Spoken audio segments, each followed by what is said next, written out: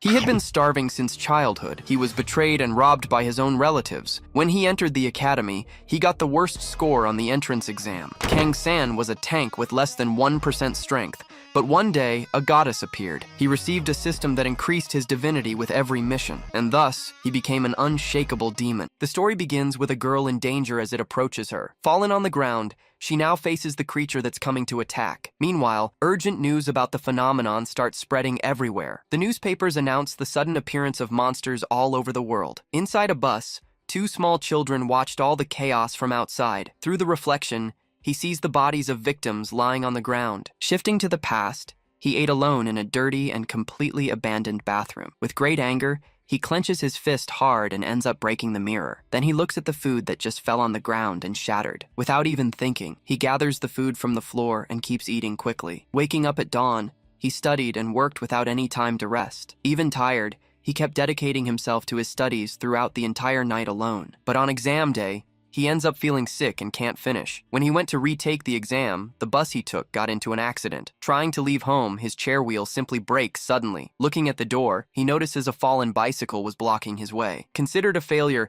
he throws himself on the ground as a sign of complete defeat. Unable to get a job, he now places all his hope in a single miracle. Stepping forward, he takes the first step on his journey to finally awaken. Some awaken an innate talent, while others need to try much harder for it. Focused on this goal, he trained every day without ever stopping to rest. After so much effort, he receives his report with the terrible result, rank F. Handing over the paper, the man says he awakened without any special ability whatsoever. Holding the paper, he's left with no reaction seeing the result he just received. Moving to the present, he now faces a creature that charges full force at him. Defending the blow, his protective equipment ends up being broken during the process. On maximum alert, he faces the monster preparing for a new deadly strike. Being attacked again, he tries to defend himself from the creature's direct blow. Holding the monster's paw, he tries to prevent the next attack from hitting him. Even trying hard, he's pushed back by the creature's brute force. Gathering all his strength, he tries to resist the blow with everything he's got. Seeing the monster's mouth, he realizes the danger he's in right there. In a quick movement, he lands a solid hit right on the creature's face. With the impact of the blow, the creature is thrown far away and falls to the ground. Fallen on the ground, he screams, asking them to use the magic faster, please. Annoyed, the mage asks him to hold on and says he's already doing it. Hearing the response, he just turns his face to the side with great anger. The team consisted of a mage and two tankers who faced the monsters. During the battle, one of the tankers ends up having his arm completely broken. While they buy time, the mage was having trouble casting his spell. Without the mage's power, they had to face two monsters at the same time. Watching the creature on the ground, he prepares for the worst that can happen. Managing to finish the spell, he screams, warning everyone to move away immediately. With a smile on his face, he says he's going to finish them all now. Finally relieved, they look at the monsters still glaring at them with hatred. Smiling, he prepares and aims his powerful fire strike toward the monsters. Then, with a shout, he fires his magic in the direction of the creatures ahead. To everyone's surprise, the blow ends up hitting the ground and not the monsters. Not understanding anything, the two creatures look at the spot that was hit. Desperate, he screams, not believing what he just saw happen right in front. Yelling at the mage, he asks why he aimed the magic at the ground. At that instant, the other tanker's sword falls and slides across the floor of that place. Fallen, he's attacked by one of the creatures that pins him against the ground. Looking up, he begs for help while being held by the creature there. Seeing his friend in danger, he yells for the creature to wait a moment. Running in his direction, he shouts, saying he's already coming to help. Suddenly, he turns his face and notices a strange movement behind him. He asks the mage why he's opening a portal without warning anyone. Realizing the situation, he says that this way they're all going to end up dying. Apologizing, the mage says it's better that at least one of them survives. Annoyed, he hears the mage say he doesn't want him to die too. Grinding his teeth, he remembers the nickname everyone used to call him. Then the mage enters the portal, cowardly abandoning all his companions behind. Completely alone, he's surrounded by the portal's energy that's closing now. Meanwhile, the creature ferociously attacks the other tanker who was lying on the ground. Watching the whole scene, he's paralyzed, unable to move even a bit. The creature then advances again, landing a final blow on the man fallen there. Realizing the situation, he understands there's nothing that can be done now. Looking at the body, He remembers the risk of trying to save a shield. Without any chance, his companion ends up being defeated by the powerful creature present there. Desperate, he extends his hand, trying to reach the portal that was still open. With his hand, he tries to prevent the portal from closing right in front of him. Suddenly, he hears a voice saying he was chosen by the god. Not understanding anything, he looks around trying to figure out what's happening. Looking up, he sees a girl sitting on top of a large wall. Looking at him, the woman gives a very strange and mysterious smile on her face. Confused, he asks what that is and where the portal had gone. From afar, he shouts, asking her where the portal was just now. Taking a bit of breath, she prepares to speak with the guy there. She then shouts that he must endure a test to erase his karma. Not understanding anything, he puts his hands on his head totally without reaction now. He then questions what she meant by that about past life. Jumping from the wall, the woman advances toward him with a quick movement. Startled, he protects himself from the debris flying in his direction suddenly. When he turns around, he sees the creature emerging right behind his back. Then, she stares at him and tells him to make a very wise choice now. With its mouth wide open, the creature prepares to deliver the final blow. Using all his strength, he struggles, trying to push the creature away from him. Shifting to the past, his mother abandoned him with his drunk father lying on the floor. After his father's death, he was left alone and raised by his grandmother. Still a child, he cried while being cared for by his grandmother outside. Now an adult, he carried his grandmother on his back with a wide smile on his face. To support the family, he worked hard carrying weight at a construction site all day. Going to the hospital, a doctor tells him that his grandmother's treatment is expensive. Seeing his grandmother in bed, he decides he needs to earn a lot of money for her. Reading on his phone, he discovers that even without talent, he could become a new hunter. Watching his grandmother in bed, he prepares to do everything he can for her. Back to the present, he faces the consequences of the choice he made for money. The mage's offer appears, promising double the amount for a dangerous and deadly mission. Pinned to the ground, he has no way to escape the final attack from that fierce creature. For his grandmother, he suddenly opens his eyes, gaining a new determination. Advancing with its mouth open, the creature prepares for the final and precise blow. Holding the monster's mouth, he tries to resist with all the strength he has left. Then the other creature approaches him as he remained on the ground, completely paralyzed. Breathless, he looks at the scene terrified and without any apparent reaction yet. In a quick vision, he sees himself holding a weapon with his hands dirty with blood. Being hit by a blow, he's thrown away spitting a red liquid. Pointing at him, she says he was a demon in his past life and reincarnated. While pointing to his wound, he screams desperately, asking her to wait a bit. With her finger, she lightly touches the tip of the weapon he was holding before. Touching him, she says his current life is difficult because of the past. With its mouth open, the creature roars as it's enveloped by a different energy. Seeing the energy, he realizes that something strange is happening with his body. Surprised, he notices that the wound in his belly is healing on its own. He then asks what she said he was in his past life before. With a serious look, she reveals that he was a blood demon before this. With a smile on her face, she confirms that he was a blood demon. He asks what that is, saying she can only be talking nonsense. Walking in front of him, she says he'll never be happy without resolving his karma. Accepting the tests, he'll finally be able to live the life he always wanted to have. Appearing behind him, she shouts that the first test is about to begin. The mission is to accompany the F-rank hunter and escape from that world. Complaining a lot, he says he can't do this because he barely managed to save himself. Showing her hand, she says that's the reward for completing the mission. Meanwhile, the hunter is hit by a direct and precise blow from the creature. Seeing the scene, he runs toward the monsters to try to save the man. Noticing his arrival, the two creatures prepare for the combat to come. Running together, the monsters advance to attack with their clubs in their hands. Grabbing an item, he activates it quickly to prepare for the big battle. With magic, he prepares to make his sword much stronger now. Charging forward, he advances to attack both creatures at the same time alone. Blocking the attack, he uses his sword to defend himself from the monster's blow. Bracing himself on the ground, he manages to land a direct hit on the creature's foot. Dodging the club, he barely escapes the attack that hits the ground with force. Continuing in motion, he dodges away from the second monster's reach. Taking a direct hit, he manages to defend himself with his arm at the last instant. With a jump, he lands a powerful blow that throws the creature far away. With its body wounded, the creature screams at the large wound on its chest. Taking the chance, he climbs onto the monster's back and lands another blow. Screaming in pain,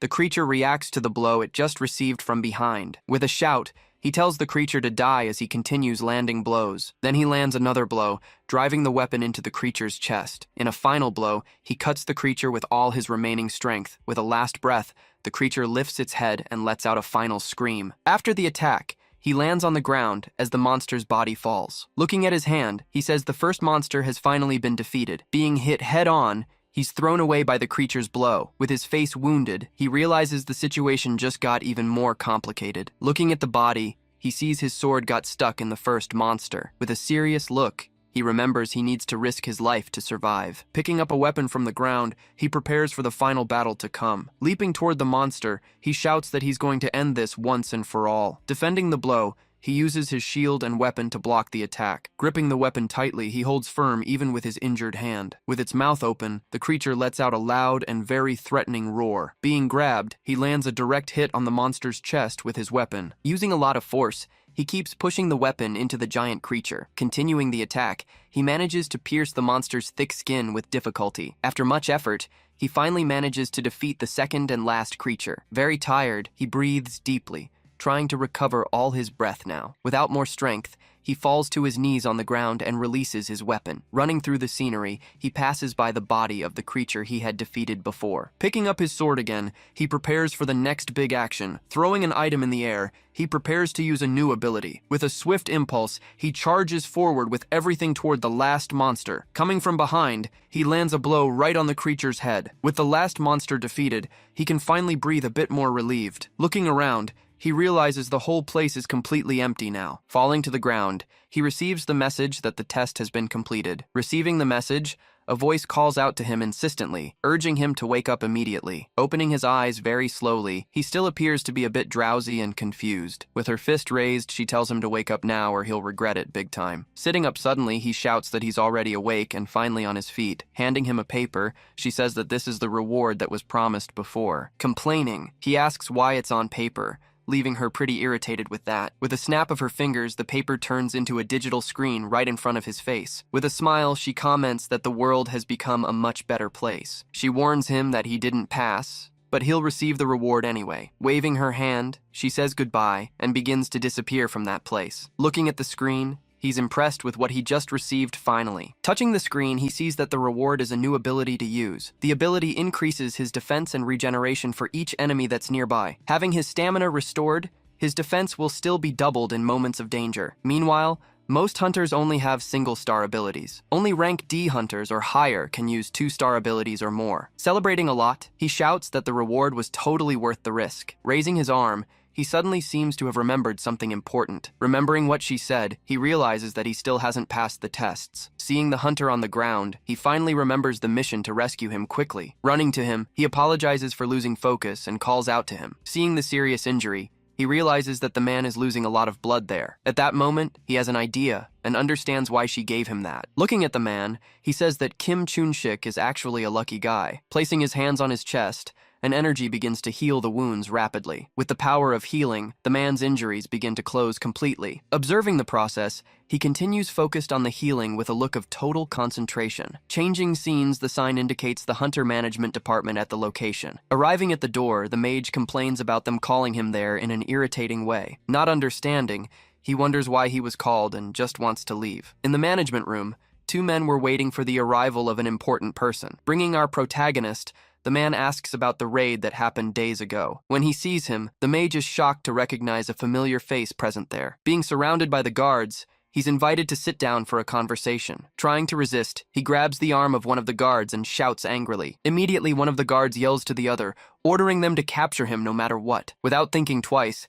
he runs down the corridor trying to escape from there. Being caught, he's thrown to the ground forcefully by the hunter who was waiting for him. She informs him that abandoning companions is considered a very serious crime by everyone. He then shouts, asking if they have any proof that he abandoned them. Showing a screen, the woman prepares to reveal the whole truth about the case. In the video, she shows that the team could have handled the monsters easily, but as soon as his magic failed, he immediately fled and abandoned everyone. Shocked, he wonders how they managed to record all of that without him seeing. Meanwhile, our protagonist just turns around and leaves the place. With her back to him, the hunter watches him from the other side of that corridor. Talking with him, the guard says that the video will help in the mage's trial. She explains that without evidence, many guilty ones end up getting away with their crimes. He then reveals that he always records everything in case something unexpected happens to him. In dungeons, it's common for hunters to betray each other to keep all the reward. Without feeling guilt, The mage fled out of fear and abandoned all his companions. To nobody's surprise, the world doesn't care about their lives. Impressed, she asks why he works as such a low-rank tanker. Suggesting that he enlist, she says he would have a much better life. Hearing the answer, she comments that he seems to attract many unlucky situations. With a smile, he responds, that's why he wants to become a stronger hunter. Leaving the building, he stretches and thinks about the mage who was arrested. Walking in his direction, the man he saved suddenly appears in the way. Shouting his name, the man recognizes him from afar and runs in his direction. Kneeling on the ground, he thanks him, saying that the young man is his great benefactor. Going back a few days, he was suddenly waking up in a hospital room. With his face full of bandages, he shouts in fright as he remembers. Sitting on the bed, he realizes with relief that he was still alive by luck. In his mind, the image of the fierce creature appears roaring very loud at him. He then remembers being down while the creature was finally defeated. After the battle, he sees the young man staring at him with a very serious look. Still in the hospital, he wonders how the young man managed to save him from death. With a lost look, he tries to understand the reason the young man saved him. Then he looks to the side when he hears someone calling his name. Running in her direction, he shouts his grandmother's name with joy. Irritated, she scolds him for doing something so dangerous and risky. Kneeling in front of her, he says he's fine, but she continues scolding. Touching his face, she asks if he was trying to die in her place. Remembering the past, he sees himself still a child holding someone's hand. In a quick flashback, he hugs his grandmother, saying he wants to live a long time with her, asking him not to die. The grandmother touches his face very lovingly. Crying a lot, he hugs his grandmother tightly and thanks her for everything again. On his knees in front of her, he thanks his companion for having saved his grandmother. Returning to the present, the man kneels in front of him and thanks him very much for everything. He then says he did that because companions should always help each other. Crying with emotion, the man is impressed with the kind personality of the brave young man. Helping him stand up, he says it wasn't for a noble reason. Then he asks the man to please stop looking at him that way. Unable to tell the truth, he thinks he can't talk about the mission. Saying goodbye to the man, he turns around and starts to leave that place. With a smile, he says it's all right, and it was no big deal. Suddenly, a new message appears warning about a second and new test there. Totally shocked, he wonders how a new test appeared out of nowhere like that. To complete the mission, he must donate money to the man's grandmother. Seeing the reward, he's shocked with the details of the new and difficult mission. In despair, the man wonders on the ground why he needs to do that. Reading the mission, he sees that he needs to donate money to receive his reward. Looking at his phone, he stares at the balance of all the money he's saved in his life. Since childhood, he worked hard at various jobs to save every penny he could. Sitting alone, he reflects on the entire fortune he managed to accumulate through his effort. Even though he's determined, he still seems to hesitate a bit before making his decision. Remembering the woman, he thinks about the promise to live as he desires by erasing his karma. Ignoring the mission would result in losing the rewards and an even stronger karma. Desperate with the situation, he understands he has no choice anymore from now on. Thinking about the test, he realizes the listed rewards must be everything he'll gain. Failing now also means he'll lose the chance at a future challenge. Strong hunters guarantee enormous wealth with their great fighting power in the world. Developing his abilities, he believes he can recover the money easily after the mission. Looking at the billboard, he finally seems to have made a decision about the test. Holding his phone, he decides he'll definitely get that reward from Asman. Sitting alone, he makes a call to the administration office of that place. With the test completed, a message appears saying he passed the challenge. Somewhere else,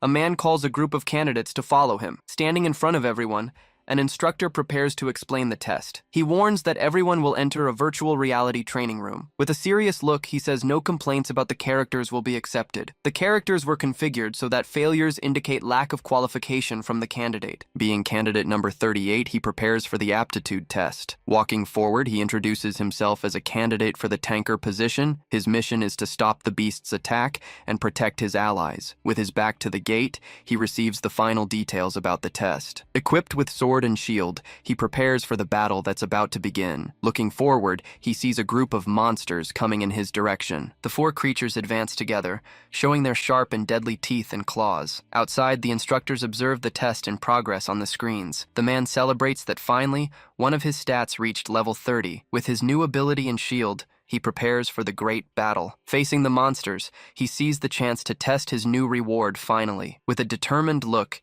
he watches the creature advancing with its mouth wide open. Using his shield, he defends the creature's direct blow with great force. Pushed back, he needs to withstand the great impact of the creature's strike. Watching the other monster, he prepares for the next attack that's coming. Dodging the blow, he makes one creature end up hitting the other there. At that moment, he seizes the chance, seeing that the two creatures fell to the ground. Kneeling on the ground, he prepares to defend himself from a new attack. He realizes his character has much faster abilities and reactions now. With a smile, he shows himself much more confident for the great battle. Outside, the instructors observe everything with a very serious look. Impressed, she says he's the most excellent candidate who's ever appeared there. Continuing the battle, he defends himself from another blow of the fierce creature. The instructor watches attentively, while the virtual battle continues without any pause. Limping, the creature gets up to continue the battle, even though it's badly wounded. Suddenly, the monsters look at the allies who are in the back. Surrounded, he needs to fight with one monster in front and another right behind. The instructor notices that one of the creatures is heading toward the allies.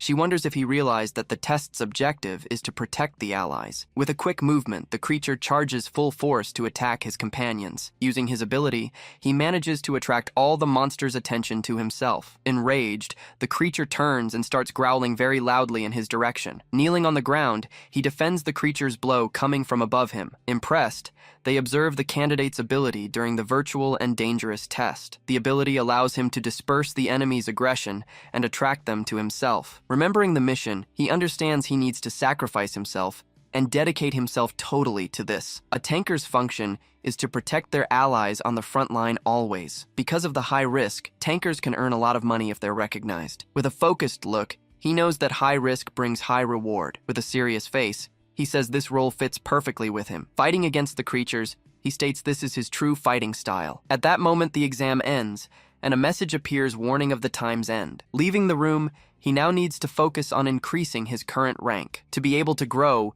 he needs to get rid of his meat shield title. Looking back, he sees other people staring at him with a strange expression. In front of him, the test result appears as a perfect S+ to his surprise. Leaving the building, the hunters go their separate ways after the aptitude test. Many candidates walk through the hall, each one with their own test result. Analyzing the papers, the man says the results are absolutely pathetic and terrible. Complaining, he says the candidates don't know their own strength limits. He wonders why they even signed up if the battlefield is no joke. Remembering the past, he screams the name of his friend who died in battle. Suddenly, he sees an impressive S-rank result among the papers on the desk. Reading the report, he sees that the candidate demonstrated the ideal qualities of a tanker. The guy managed to protect his allies and draw the attention of all the monsters. Being called, he stands up and gets ready to go to the testing field. At the location, participants will be divided into teams of 5 for the practical test. The test requires them to clear an area of monsters to pass to the next phase. Since the participants came from different places, they don't know each other before the test. The ability to form attack teams is an essential part of the hunter test. The leader of the first team is announced, a blonde man with a serious look. For the second team, the announced leader is a guy with a nervous appearance. To decide the order, they play a round of rock, paper, scissors. Being the winner, the leader of the first team can choose his members first. Observing the candidates, he gets ready to make his first team choice. His first choice is a tanker to guarantee a solid front line. Standing beside the leader, the chosen tanker joins the first team. Desperate, the second leader needs to choose one of the remaining tankers for his team. With only 2 options, he needs to decide which tanker will join him. Our protagonist presents himself as the second and last tanker option for him. Analyzing the guy, he wonders if he's really a true tanker. Without many options, he decides to choose the guy as his team's tanker. With the teams formed, the instructor gets ready to give the final instructions. He warns that in the practical test, no one will be there to protect the candidates. Giving a final warning, he tells them to meet in 30 minutes. The first team celebrates, saying they have a very strong tanker with them. Confident, the leader of the first team tells everyone to share their specialties. Meanwhile, the second team seems to be completely lost and directionless in the test. He then asks if they're not going to put together a battle strategy. Celebrating, the team agrees that they need a plan for the test. On the other side, the instructor watches the teams with a serious and attentive look. He comments that the guy has solid fundamentals, but doesn't possess any talent. The leader of the second team regrets that he doesn't have the true talent of a hunter. The test finally begins, and the first team is called to enter the arena. Positioned on the field, the team prepares for the battle that's about to start. Suddenly, the tanker shouts for everyone to dodge a surprise attack. He then defends a direct hit from the creature with his shield in front. Shouting, the leader orders everyone to form their attack position now. 3 orcs advance together, running toward the team with their weapons in hand. Behind the shield, the tanker activates his iron body ability to protect himself. With his ability, he manages to increase his defense temporarily by 5%. Shouting, the leader orders everyone to attack, while the healers take care of the team's tanker. One of the huntresses fires an arrow, hitting one of the orcs square in the chest. Taking the chance, one of the hunters advances to land a direct hit on the creature. Being struck, the orc retaliates with a powerful blow from his giant club at the team. With a serious look, the hunter prepares for a new attack against the creature. He then blocks the orc's strike, defending with his weapon in front of his body. The orc screams in pain from the blow, while the other approaches from behind. With his club, the creature prepares to land a blow from above him. The tanker notices the danger and stays on maximum alert to protect his companion. He then uses his ability, creating a large protective barrier in front of him. The creature attacks, but is prevented from advancing to the next attack movement. The tanker manages to block the blow, holding the creature's axe with his weapon. Celebrating, he prepares to continue the battle against the orc in front. Another orc raises his club, preparing a powerful blow above his head. With his ability, the tanker defends the blow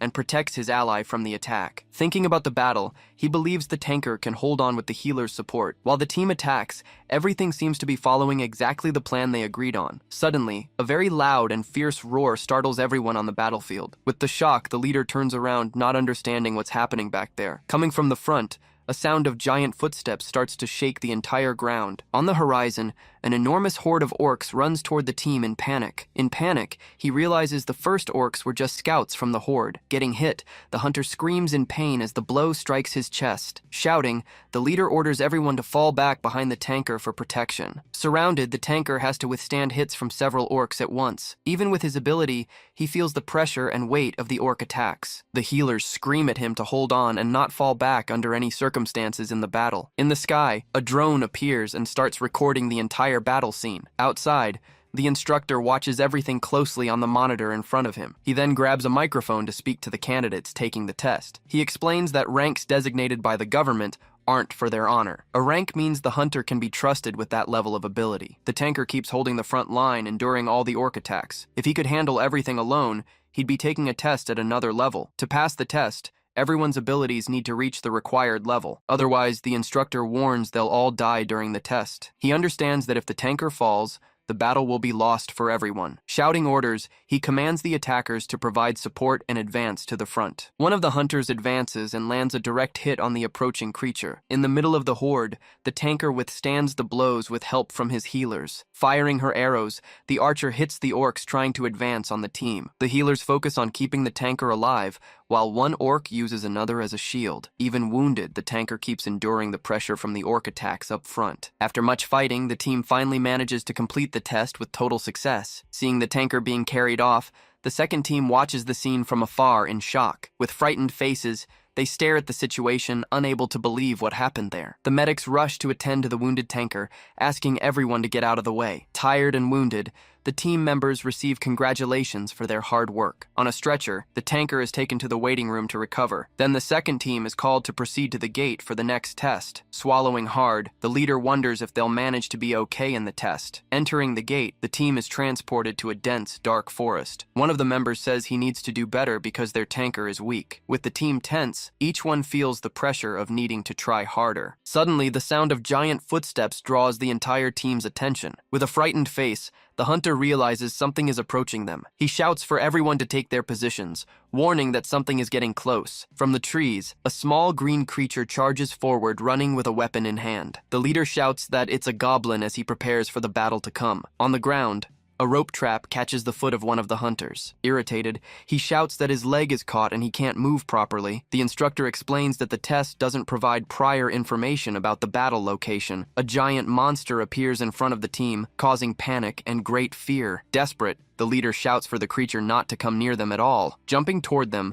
the goblin tries to land a direct hit on a hunter. With his shield, the tanker blocks the attack, protecting his companion from danger. With his sword and shield, he prepares for battle against the goblins. Screaming, the creatures prepare to attack the team in front of them. He tells everyone to respond calmly, maintaining their battle formation. Two hunters crouch down, while he says that goblins are just goblins in the end. A horde of goblins advances, running with their weapons to attack the team. Facing the creatures, he prepares for combat against the goblins ahead. He notices the goblins are attacking in a coordinated and very organized way. A hobgoblin is commanding the battle, giving orders to the other goblins on the field. Facing the creatures, he says it doesn't matter, as if he had good abilities. With his new ability activated, he gains a huge boost in his powers. His defense and health regeneration increase by 12% in battle. Advancing against the goblins, he runs to attack the creatures up ahead. Surprised, the instructor watches the scene unfold on the monitor in front of him. Shouting, the leader tells the team they also need to attack the monsters. One of the hunters advances and lands a direct hit on the approaching goblin. Firing arrows, the archer helps the team deal with the goblin horde. With the death of one of them, his defense and regeneration decrease by 1%. As he advances,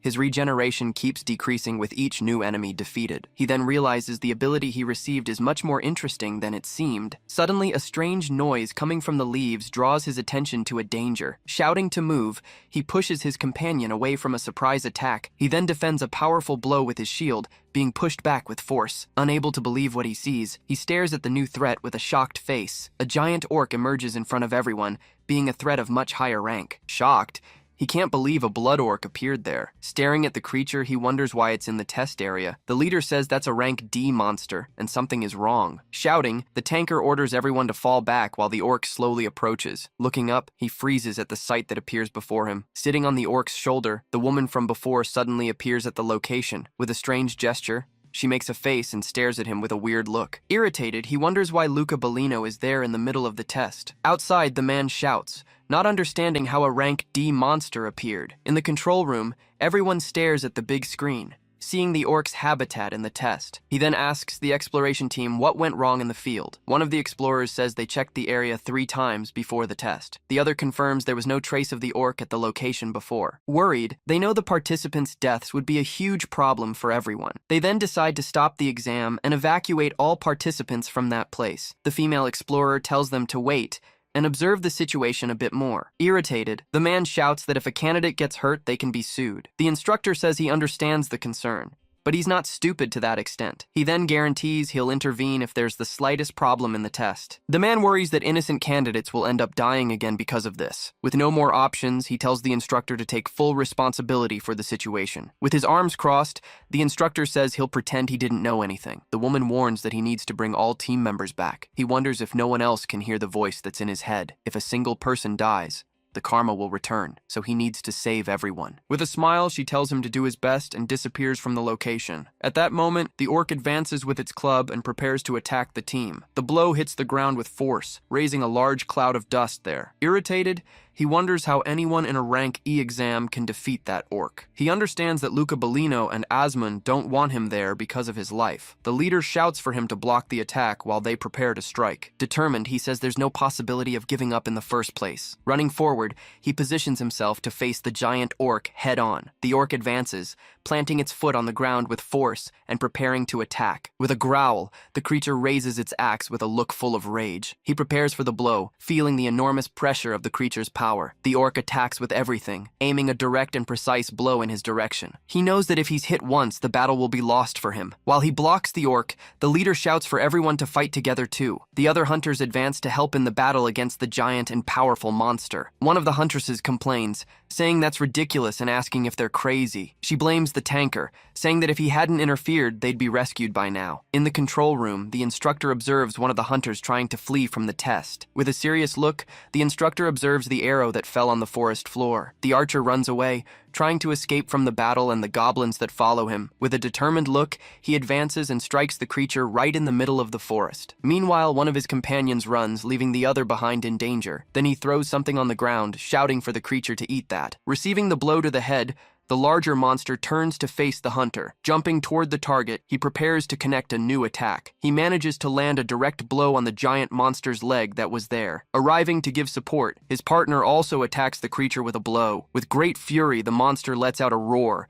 showing it's not over yet. Even with his injured back, he seems to completely ignore all the pain. Realizing the situation, the hunter just says, "Damn, that couldn't be happening." Attacking with everything, the monster surprises him, and he wonders how that was possible. After that, a massive blow is dealt against him with tremendous force. Seeing the scene, his friend falls into despair and screams Kang-san's name. Fallen on the ground, Kang-san hears his name being shouted by one of his companions. Struggling to his feet, he uses his shield to land a strike with tremendous force. When the monster attacks, his partner manages to block the blow with his own weapon. In that instant, the hunter seems unable to withstand the force of the monster's impact. Changing scenes, a man points at the screen and yells for the other to look. His boss then asks what they should do in such a complicated situation. Back in the forest, the monster grabs his weapon with incredible strength. A system message appears, recovering part of his stamina for the battle. Even recovering a bit, he ends up coughing because of his injuries. Hearing the calls to retreat, he wonders if he should really stop now. Determined, he responds no, showing he'll keep fighting until the end. He says that stopping the orcs from passing is the key to victory. Carrying his companion,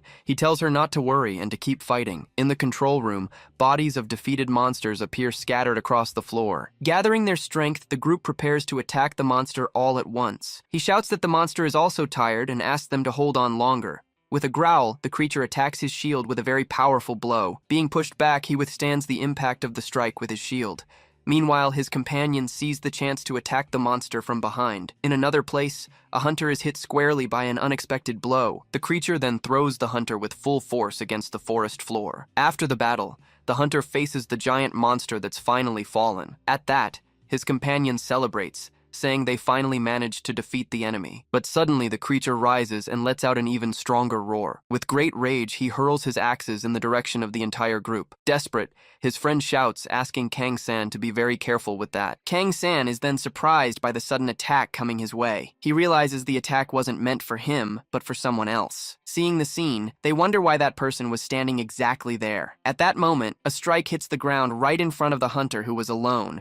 Remembering his mission, he knows he needs to bring everyone back safely. It was said that if someone died, the blame would be their own bad karma. Bowing down, the man sincerely apologizes for what happened during the test. He explains that the mistake was theirs and they'll offer maximum compensation. Being supported, he says they don't need to apologize, as the fault is his. Taking responsibility, the boss also apologizes for what happened at the site. Making a bow, he bends in front of the group of hunters there. Agreeing with him, the staff member calls him by the name Kang-san. Then he asks if Kang-san can spare a moment, offering a drink. Drinking the tea, he eats and says that it was way too delicious. He asks if it's true that Kang-san lived for 6 years in a monastery. Praising his battle, he says Kang-san surpassed any tanker he's ever seen. Eating a bit, he realizes that Luca Bellino's intervention wasn't a coincidence. Then he says he'd like to recruit him for his mercenary ranger team. Staring at him intently, the man says he's very impressed with all of that. He says that in the final attack, Kang-san threw himself to save his companions. Despite having a plan,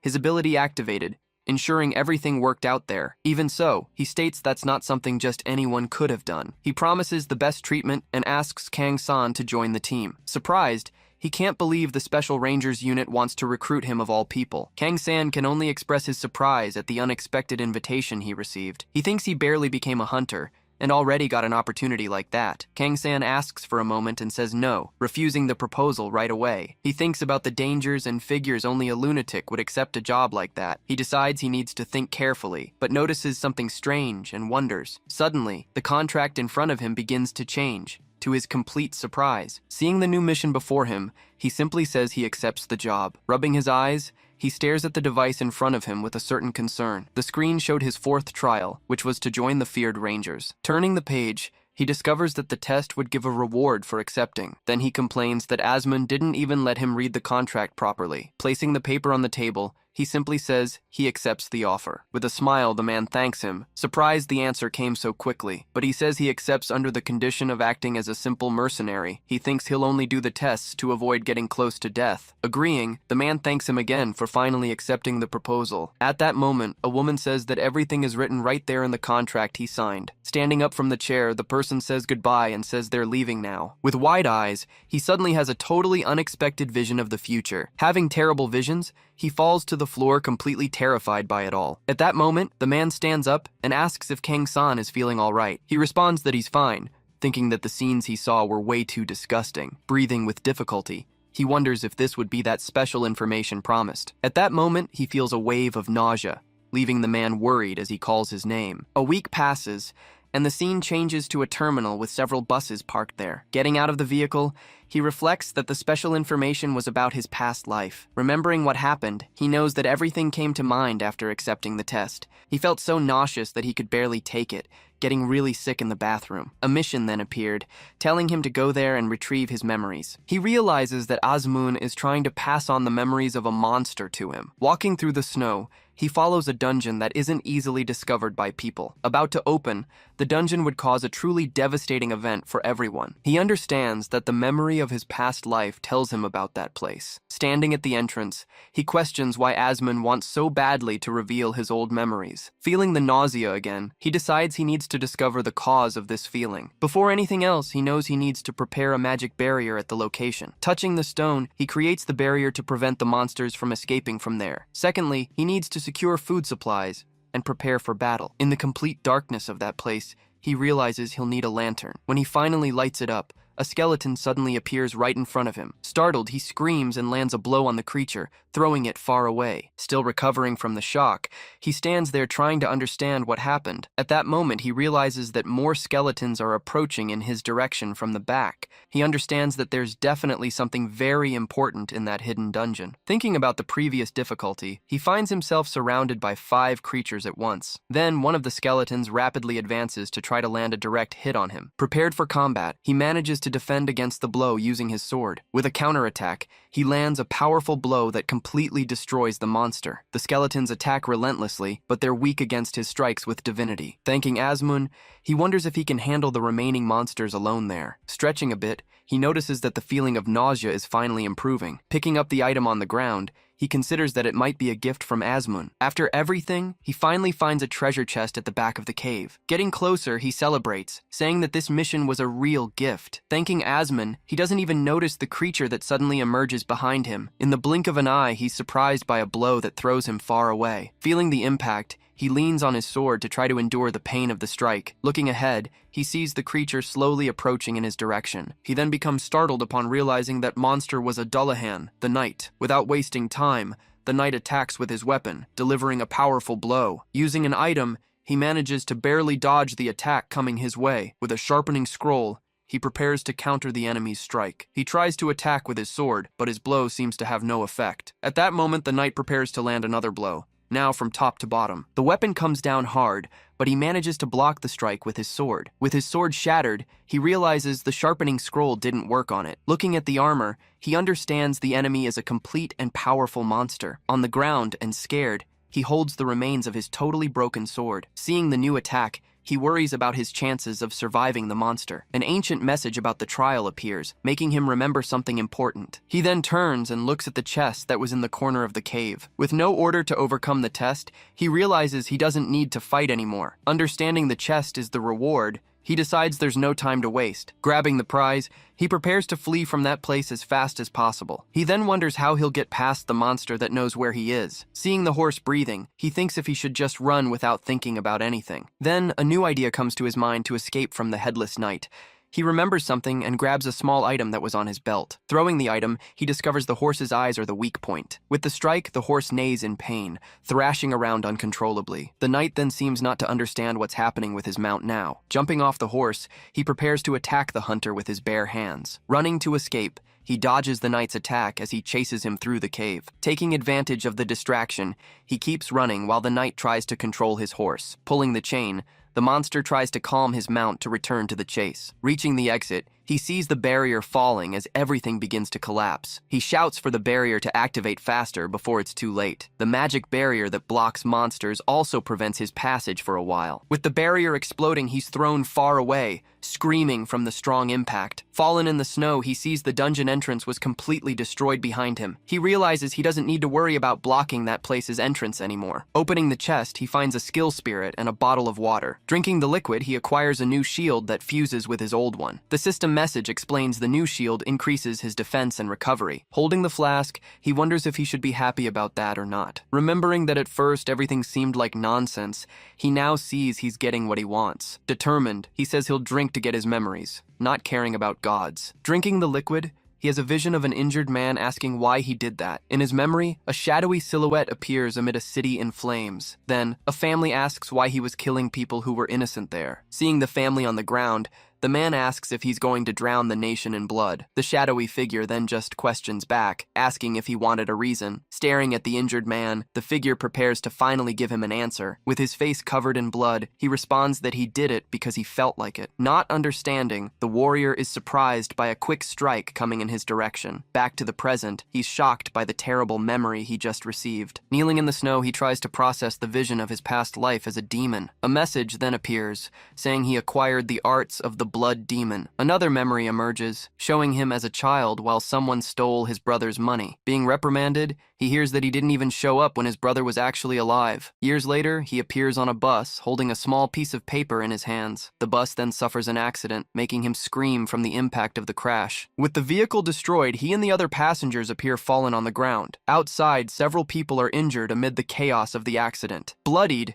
he blames himself, realizing all of that happened because of him. Remembering his parents' death, he understands he drags people into accidents. He watches the news on TV and thinks everything is his fault since he was little. Lying in bed, he answers a call, just saying hello on the other end. A man introduces himself as Jung Min-hyuk and invites him to his talent agency company. A woman enters the place and asks how he's been since the promotion. Sitting at the table, he invites him to join his celestial management agency. Surprised by the name, he asks what this celestial thing is all about. He wonders why the #1 agency in the market would choose him of all people. Remembering the past, he knows that Min-hyuk is now at a good hunter company. Taking his drink, he simply responds that it's fine, accepting his proposal. Changing scenes, a car is about to hit 2 students on the street. Fallen on the ground, one boy asks if the other got hurt from the fall. Looking at his scraped elbow, San just responds that he's fine and it's nothing. His classmate then insults him, saying they always fall because of him. With an annoyed look, he stares at the boy who just spoke to him. Coming to defend him, a friend shouts and asks what he was saying. The boy gets startled and hears that there are things that shouldn't be said. His friend demands that he apologize right now, but San stays silent. Stuttering, he apologizes to San, who just says it's all good. Excited, his friend calls him, saying the light changed so they can go. Just then, a cop stops his friends, while he just watches everything from afar. Remembering the past, he shows a slight smile with the memory that came to mind. Back at the cafeteria, he hears that he'll finally do high-level raids now. His friend says they can help him grow, but he remains silent. With a vision of his past, he wonders if he should really become a hunter. He then says he only came there to meet his friend after a long time. Questioning Min-hyuk, he says he knows he wasn't promoted for his real abilities. He responds that San got lucky on the test, or a supervisor simply felt sorry. Then he explains that a manager can stay active with a weak hunter. He says at their age it's a bit late to dream of success, and that even the weakest raids need support teams like them. At that moment,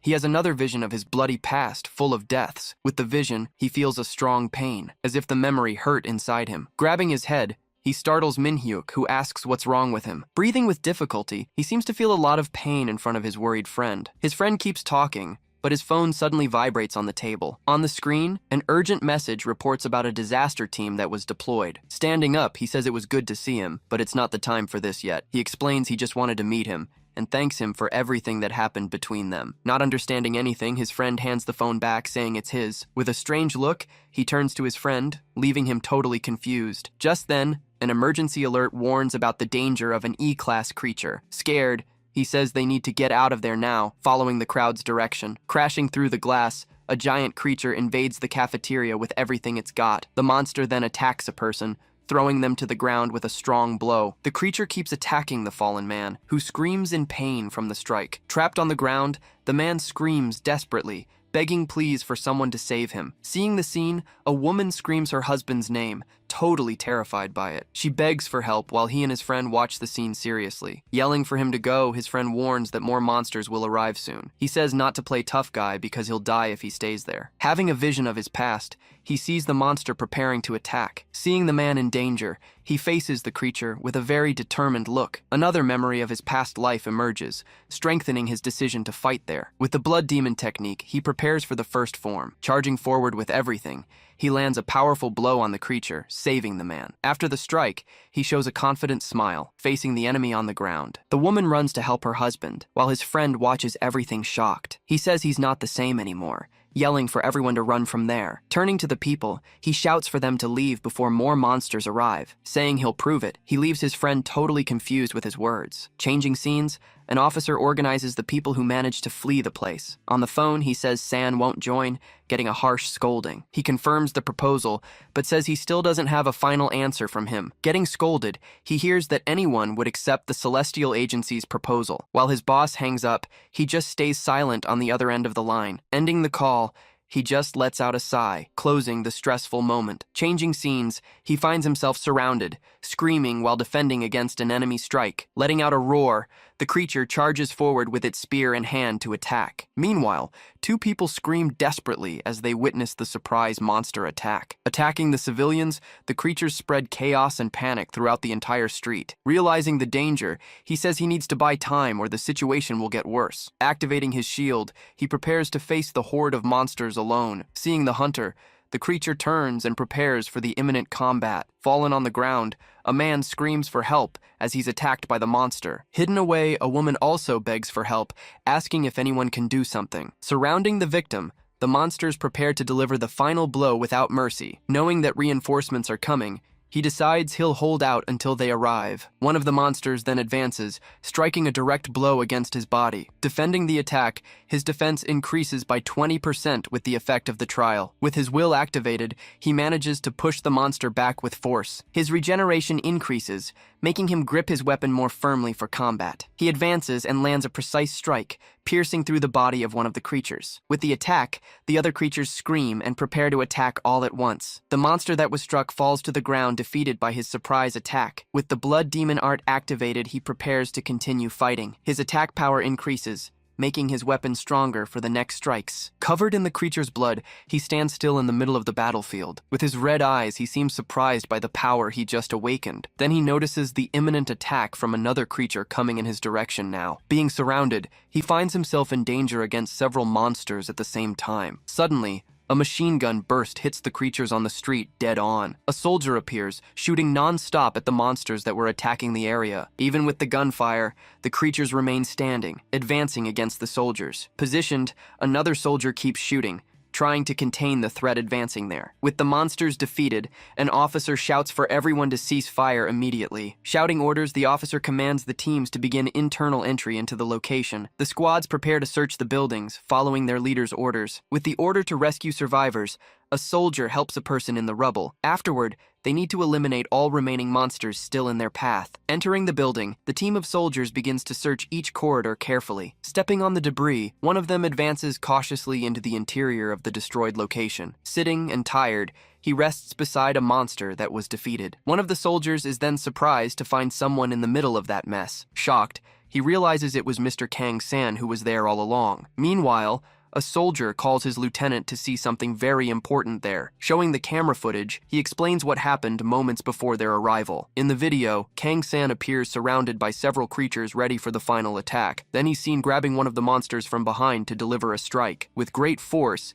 he lands a blow that cuts the monster in half easily. Asking if he's a ranger, the lieutenant doesn't get a clear answer. Hearing the report, the officer just stares at the screen with a very serious expression. Relieved, he says there were no casualties, and that was thanks to him. Giving orders, he commands them to arrest the suspect, saying they can't be careless. The soldier seems to hesitate, but the officer insists the order be carried out immediately. Finding Kang San, the soldier asks if he's alive and if he can stand up. With blurred vision, he asks who that person in front of him is. The soldier introduces himself as Kim Chun-shik, the archer he saved in the dungeon. Remembering the situation, he finally understands who that person was who helped him. He recalls the desperate man and wonders if the surgery went well. Seeing his wounds, the soldier says he needs to get out of there soon. He says he can't go, but Kang San insists on leaving there. Desperate, the soldier watches as Kang San walks away, staggering through the rubble. Shouting his name, he sees the hunter fall to the ground, completely without strength. He realizes that Kang San's injuries are too severe for him to continue. Knowing he'll be arrested, he worries about the hunter's fate there. Determined, he says he won't let the person who saved his life be arrested. Looking around, he runs through the rubble to help the fallen hunter. An elderly lady wonders, asking where she could be at that moment. Looking at the bed, she asks who the person lying there is. Seeing that he woke up, she lets him know they're in the hospital recovering now. She tells him the doctor said it was a miracle he survived so well. Eating a bit, he hears that it's nothing serious and that he needs to rest. With a smile, she says that's all he needs to do for now. Changing the scene, a lady recognizes him as the young man who saved her grandson. She comments that he's an admirable person, leaving the young man just listening to everything. After hearing the compliment, he simply eats a piece of the fruit she offered. At that moment, a woman enters the room calling for her mother, who was there. In a news report, a journalist covers the E-Class Gate incident. Interviewing a soldier, the reporter asks what the actual situation was like on site. He says the hero was injured, but left the scene in a hurry. Watching the news, a woman says everyone should know about that incredible person. Embarrassed in bed, he covers himself with the sheet, feeling a bit awkward. Remembering the battle, he reflects on how dangerous that situation was. In a memory of the fight, he knows that was a choice he made himself. Attacking with its claws, the monster tries to hit him, but he manages to defend himself. Looking at the defeated monsters, he sees himself surrounded by them in the middle of the street. Realizing it didn't help, he sees the monster's attack continues non-stop. Activating the demon art, his attack power temporarily increases by 10%. Screaming in rage, another creature prepares to attack with its weapon in hand. Defending the blow, he manages to hold the creature's weapon with his own. With the smell of blood, another monster leaps to attack from above him. With red eyes, he keeps fighting and defends another creature's strike. Jumping overhead, he prepares to attack the monster with an aerial strike. With the blow, the ferocity of the demon art is partially unleashed at that moment. Not understanding, he wonders what that is, feeling something strange happen. He realizes his body moved completely against his own will there. Then the art's effect increases his attack power by 20%. Surrounded by monsters, the art's effect keeps increasing his attack power. Completely exhausted, he feels the demon art's power was activated. At that moment, the guardian's will restores his stamina and removes the negative effect. Back at the hospital, he thinks the guardian's will saved him. He understands the system can't explain the power from another world. Being offered an apple, he thanks the lady who was by his side. He says it seems there really is a great person out there in the world. She tells him someone donated money for surgery, leaving him surprised by the news. He thinks it was him, while she talks about the mysterious anonymous donor. Feeling a pain in his chest, he thinks about his bank account after the donation. She says she didn't use the money, leaving him surprised by the revelation. Scheduled for next week, the surgery was postponed, to his relief. Eating, he thinks he doesn't know what he did to deserve such a blessing. Remembering the past, she reflects the blessing came from being alone in the world. Swallowing his food, he continues listening to the lady's story attentively. With a smile, he says she's qualified and hopes the surgery goes well. His faith increases, and his divinity rises by 3 points, ending the chapter there. He decides he needs to learn more about the blood demon art he possesses. Walking to the training center, he knows he needs to master the demon art. Climbing the stairs, he knows the forced environment there will definitely help. Sitting in the room, he confirms he wants the skill proficiency course. After accepting the course, he confirms he'll be training for a whole month. A guide appears and says she'll accompany him to the training location now. As he follows her, he realizes monsters of a certain rank will appear there. She explains he must wait 24 hours after defeating all 20. She warns she'll lock the door, and he just nods in agreement. Zipping up his jacket, he prepares to endure the training for a whole month. Before leaving, the guide calls him by name to give one last warning. A villain's interference forcibly increased the difficulty of his training. He discovers time inside will pass much slower than outside. His reward for surviving will be a 5-point increase in his divinity. After a month, his training period finally comes to an end. Placing the card on the table, he simply says, "Here's what they asked for." The attendant praises him for his hard work, wondering about his aura. With a smile, he thanks everyone and turns to leave. Leaving there, he goes straight to a barber to cut his hair. After a good cut, he gets a hair wash to relax. Relaxing in the water, he enjoys the moment of peace after the intense training. Then he goes to a restaurant to eat a complete and hearty meal. Satisfied, he drinks the broth straight from the plate, enjoying every last drop. Having a popsicle, he walks calmly down the street after a day of rest. Meanwhile, a mysterious figure enters and exits his apartment very quickly. Arriving home, he finds the backpack on the floor and turns on the bedroom light. Fallen on the floor, a system message warns that the trial has finally been overcome. On the street, a monster runs at high speed, spreading chaos through the city. Aiming at the target, a soldier prepares to shoot at the running creature. With its body hit, the monster lets out a roar but keeps running without stopping. Using a sign as a shield, it manages to protect itself from the incoming shots. Shooting non-stop, The soldier tries to hit the monster, but the sign protects it. The monster lets out a roar, and his companion shouts Corporal Park's name. With a makeshift shield, the monster keeps advancing against the team of soldiers. After the battle, a soldier breathes a sigh of relief with the end of the tense confrontation. Praising his partner, he says that thanks to him, everything ended very quickly. In a military truck, they prepare to return to base after the mission. On the phone, the soldier asks the person on the other end to be careful there. His friend asks if it was his younger brother, and he confirms that yes. With a smile, his friend says he must really value his brother. He denies it, but his friend says that could be a death flag. Suddenly, someone calls for him, warning that an unexpected visitor just arrived. Turning around, he asks who this visitor that just arrived would be. With a smile, a woman introduces herself as reporter Kim Min-young to him. Holding the card, he wonders why a reporter would be there at that moment. She asks about the protagonist of the incident, and he says it wasn't a big deal. With an irritated tone, he says no, and that he made it all up in the interview. She understands, but says that's exactly why she came to him to learn more. The reporter says someone who wants to hide wouldn't give an interview like that. He stays silent, wondering if this was some kind of mind game. With a smile, she asks what he thinks of a new proposal from her. Looking back, he's confused, not understanding what's happening there. A colleague calls him, saying they're leaving the reporter behind. With a smile, the reporter just watches the soldier leaving with his team. In the locker room, he seems thoughtful, still confused about the conversation he had before. Remembering the envelope, he recalls that she said it was a small gift. Sitting on the bench, he wonders what this is, holding her envelope. Opening the envelope, he finds a donation receipt with the name Kang-san. A few months earlier, he was in the hospital, recovering from battle injuries. Emotional, he cries, but soon composes himself and decides to move forward with determination. With a smile, he offers coffee to the nurses who were working hard there. They thank him, saying he saved them from sleep with the hot drink. Awkwardly, he asks about the hospital bill that still hasn't been paid. One of the nurses calls him, saying she was looking for him because of that. Desperate, he says he'll pay everything and asks them not to charge his grandmother.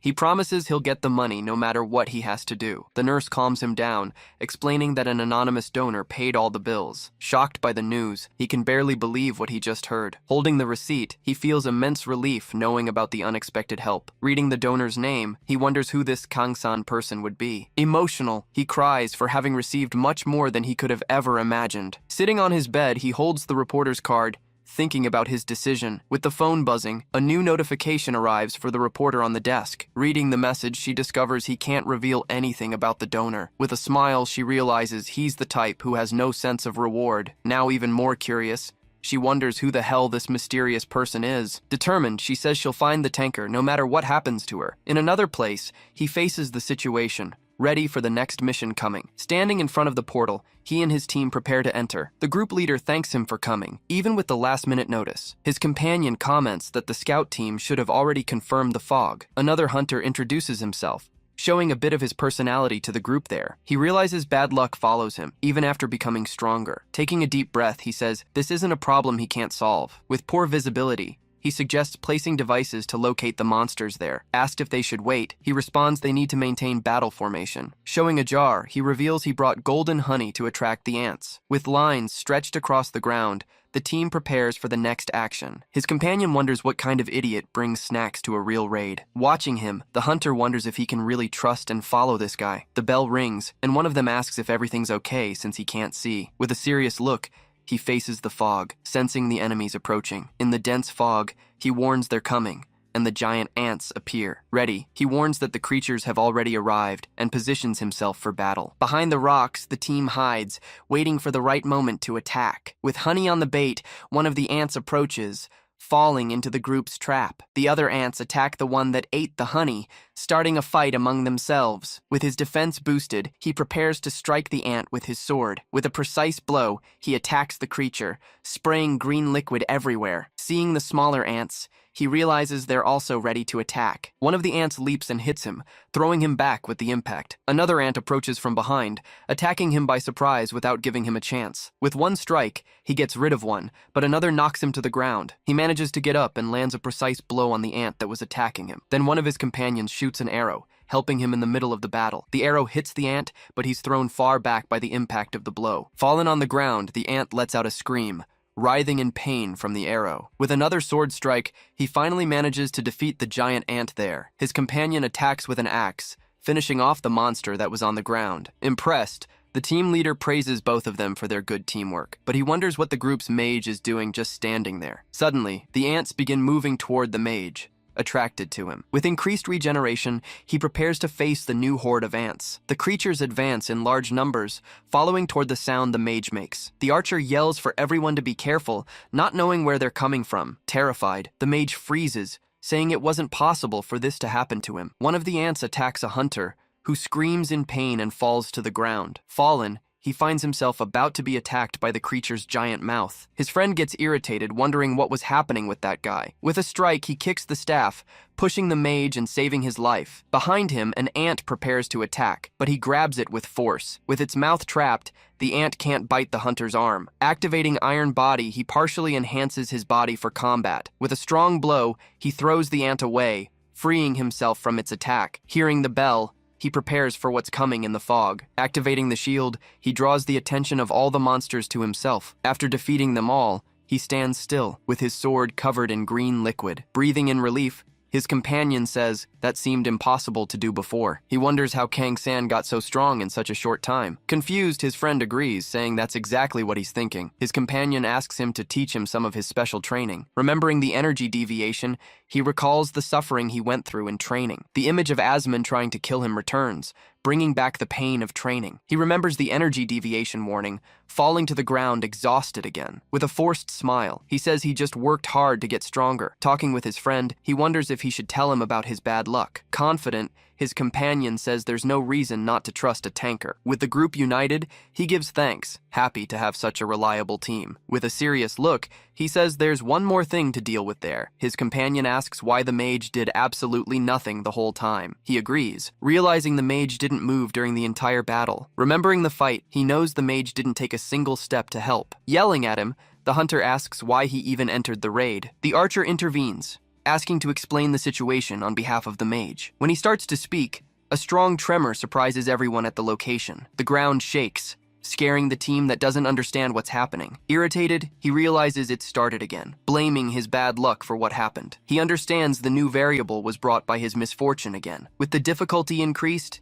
he falls to the ground, feeling intense and strong pain. One of his companions screams in pain, scaring the rest of the team. He warns that they've fallen into the nest and that the soldier ants will attack soon. With his regeneration increasing, he prepares for the battle that's coming. In desperation, he warns that they've fallen into an ant cavern and that the attack is imminent. A status window appears, identifying the soldier ant as a rank D monster. Analyzing the situation, he concludes that the zone's rank has increased and curses Asmon. Worried, he approaches his panicking companion and asks if Wubin is okay. He keeps asking what happened, wanting to know if his friend got hurt in the fall. Then Wubin turns around, starting to explain the truth to his companion. His friend reveals that Wubin has trauma because of a near-death experience. Upon hearing the explanation, the other adventurer's expression changes to pure rage. Outraged, he yells, asking why they brought someone like that on the mission, calling them crazy. Turning around, the two face their teammate after the angry outburst. While he complains that they're already in danger,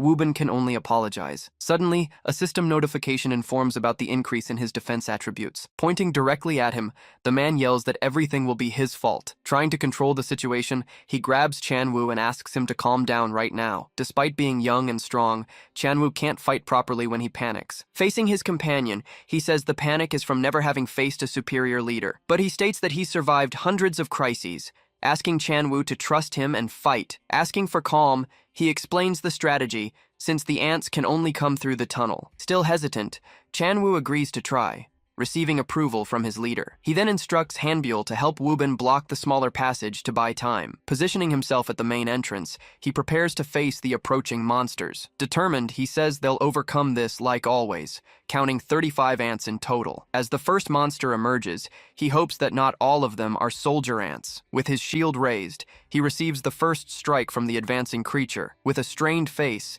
he struggles to contain the monster's charge. Noticing their speed, he concludes that he needs to take down as many as possible quickly. Then he uses magic on his blade, preparing for a counterattack. Activating a second ability, he prepares to continue the offensive against the enemy. The ant hit by the blow recoils, showing signs of being wounded by the attack. Realizing that his current power isn't enough, he needs to increase his art's stats. Delivering a precise strike, he uses the monster's carcass as support for his attack. As soon as he takes down the first one, he's already preparing to face the 2 remaining ants. With his sword in hand, he prepares a new charge against the approaching enemies. Unleashing his power, he manages to land multiple strikes at once against all the creatures. Right after, the system informs that his attack power was temporarily increased by the effect. Even so, an even larger horde of ants continues advancing in his direction. Jumping into the middle of them, he continues delivering strikes against all the monsters around him. Notifying the status switch, his defense drops, but his attack power keeps increasing. Taking advantage of an opening in the defense,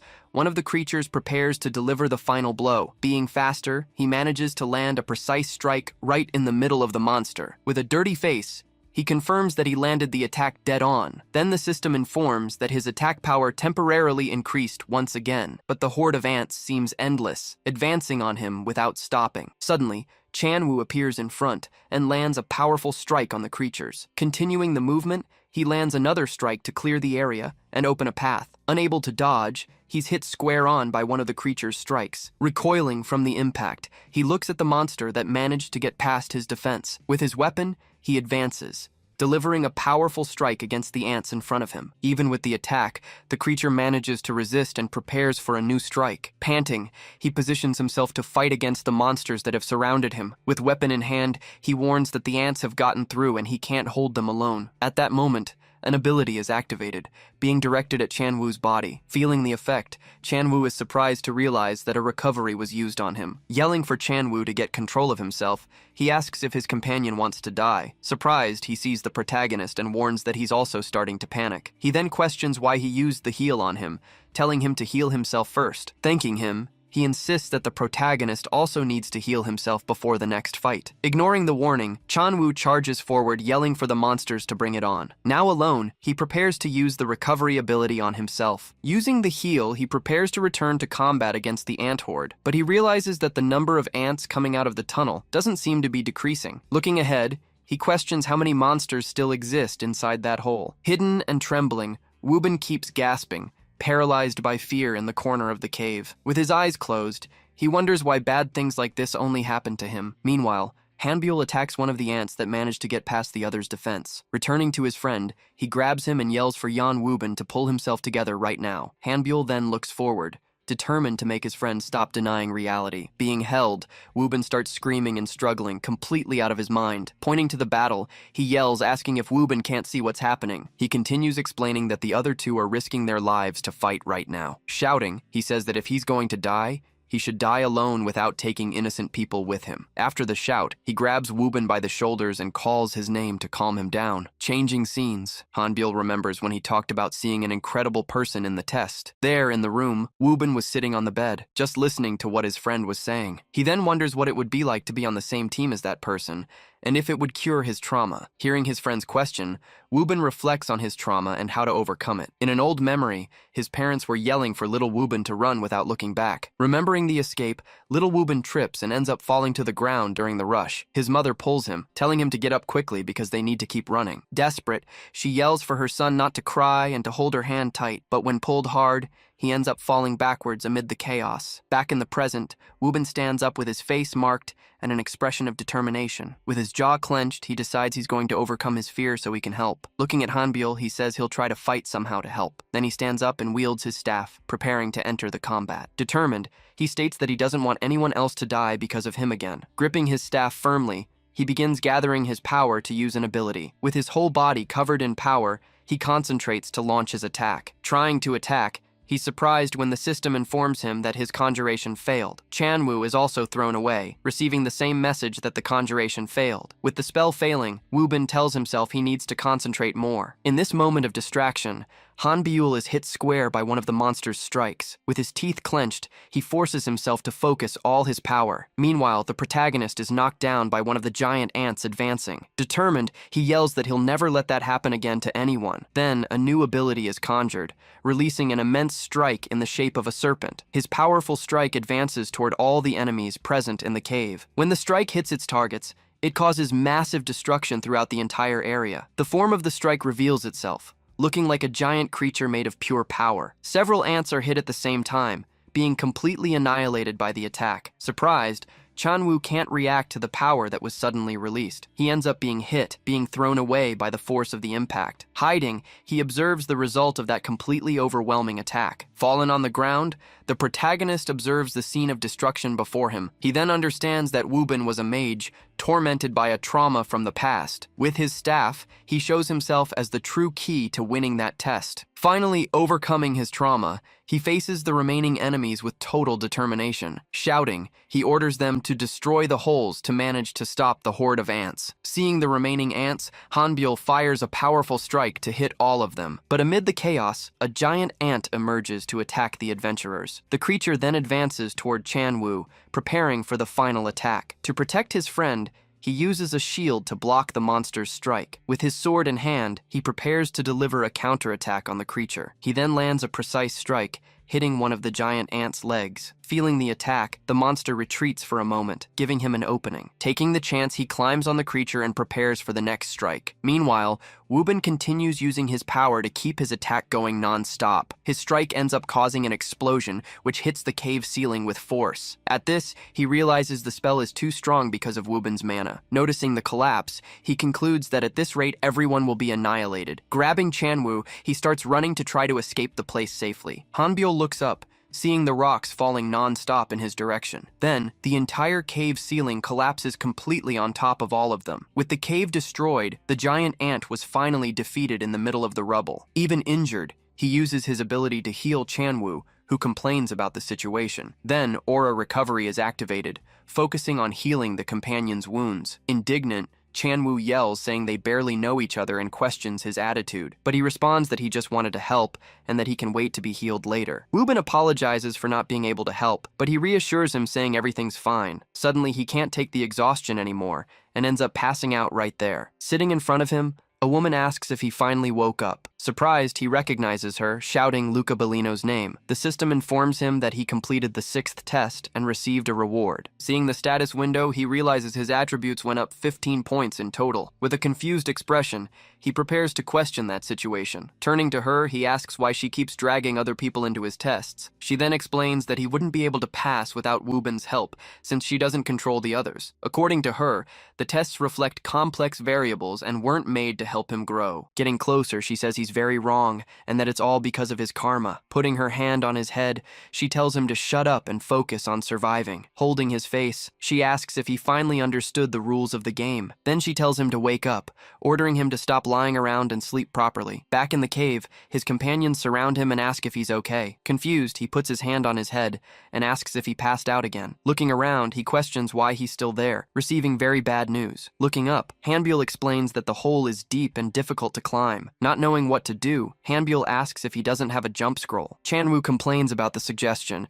saying no one would waste money on something so useless. Revealing he has 4 of them, he leaves his teammates completely shocked by the news. Confused, Hanbyul asks why he would have something like that, and he answers it's for emergencies. He comments that carrying scrolls is no big deal, but Chanwoo finds him strange. Together, the 4 look up, preparing to use the scroll and escape. After activating the item, a trampoline appears and they jump to be launched upward. Being thrown high, they all fly out of the hole and Chanwoo holds on tight. After the rescue, the trampoline disappears, revealing itself to be a single-use item. Back at base, Kang-san reports the results to the Hunter's administration. With everything resolved, Hanbyul, Woobin, and Chanwoo are cleared of involvement in the incident. Worried, he thinks that if this happens every time, he might end up getting banned from raids. Suddenly, a hand holds his, offering some kind of comfort in that moment. Not understanding anything, he turns to the side, looking for who held his hand. Holding his hands, Woobin asks if he can join the next raid with him. Stuttering, he promises he'll work much harder to be able to contribute to the team. Hearing the request, he just gives a slight smile at the corner of his mouth. With a handshake, he confirms that they're now a team, leaving Woobin emotional. Confused by the dialect,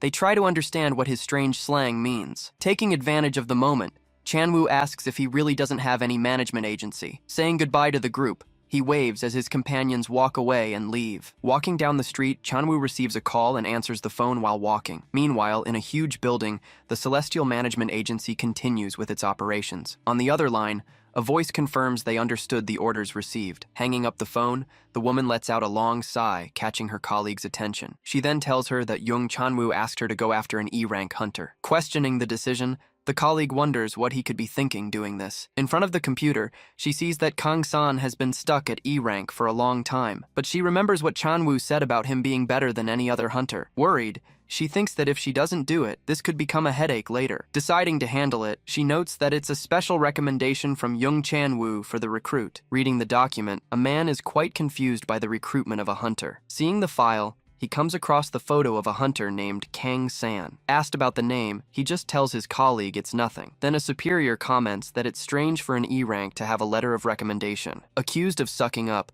the man defends himself saying what he feels is affection. He then remembers they tried to recruit this hunter before, but ended up failing. Provoking him, his colleague says that if the hunter passes, he has no skill as a recruiter. He also remembers that last time, the recruiter couldn't even speak properly. Alone in the room, the man continues looking at the documents he received about the hunter. With the report in hand, he stares at the E-rank stamp on his evaluation. Angrily, he completely crumples the paper he was holding in his hand. Changing scenes, Kang-san trains doing 40 pull-ups in a row without any pause. Finishing the exercise, he stops in front of the bar as a couple passes nearby. Grabbing his phone, he receives a notification that a new gate just opened. Noticing it's in Wangsim-ri, he finds it strange that E-rank gates appear so frequently. He then remembers that zones of this level are normally the responsibility of army soldiers. Worried about the situation, he hopes that everyone who goes there stays safe. Meanwhile, a military truck speeds through the dark city streets. Inside the vehicle, a squad of soldiers prepares for the combat mission. Holding his weapon,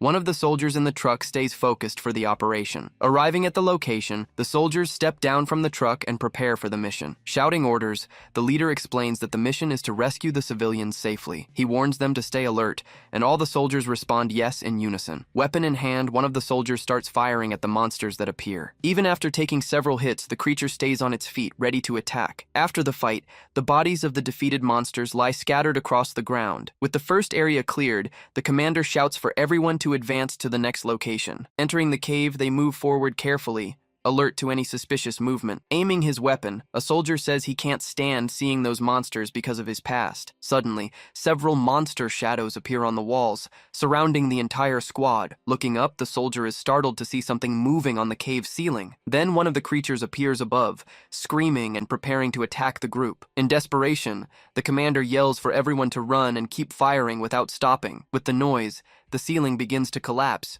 and he warns everyone to be careful. Then a massive rock falls on top of the creature, which roars from the impact. Dazed by the dust, one of the soldiers is caught off guard by the sudden attack. Screaming in pain, he's hit by one of the shards that flew from the collapse. Fallen on the ground, he's surrounded by two monsters, and the commander shouts his name. With its mouth full of teeth, the monster prepares to attack the fallen soldier. Desperate, the commander tries to pull the soldier out, begging him to hang on tight. Dragging himself, the soldier yells that he's not a toy and that he hates this situation. Outside, the commander orders everyone to search the surroundings with their squads.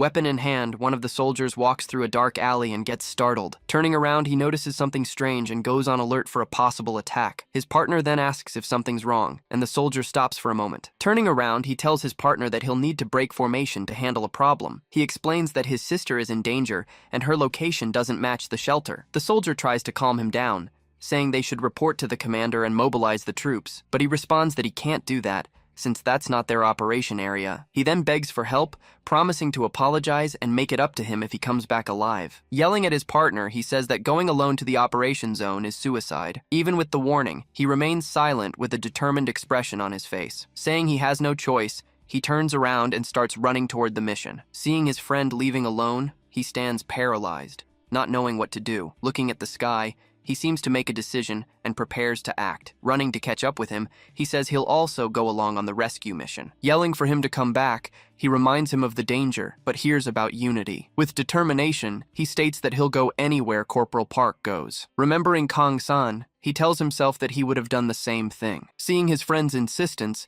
he just reacts with an expression of surprise. Without further discussion, he turns around and runs back toward his objective. Arriving there, They find a horde of monsters, and he curses the situation. Hidden, the civilians tremble with fear as the creatures approach the group. Afraid, the two women hold each other's hands, seeking support. Preparing the equipment, the soldier tells Corporal Park that the setup is complete. Pointing, he warns that the location app is indicating that spot. Hoping, he prays for his sister to be alive amid all that chaos. He then offers to be the bait, but the corporal says he'll do it himself. His partner insists, saying the corporal is more skilled in rescue missions. Speechless, he's surprised by his teammates' selfless attitude. Meanwhile, two enormous monsters prepare to attack the group of soldiers. With a single shot, the soldier manages to hit one of the monsters with his weapon. The hit creature turns and roars in pain, drawing the attention of the other monsters. With his weapon, he starts firing to attract the horde and provide cover. Drawn by the noise, the monsters advance toward the soldier to attack. Reloading his weapon, he prepares to continue shooting at the creatures. Then he starts running,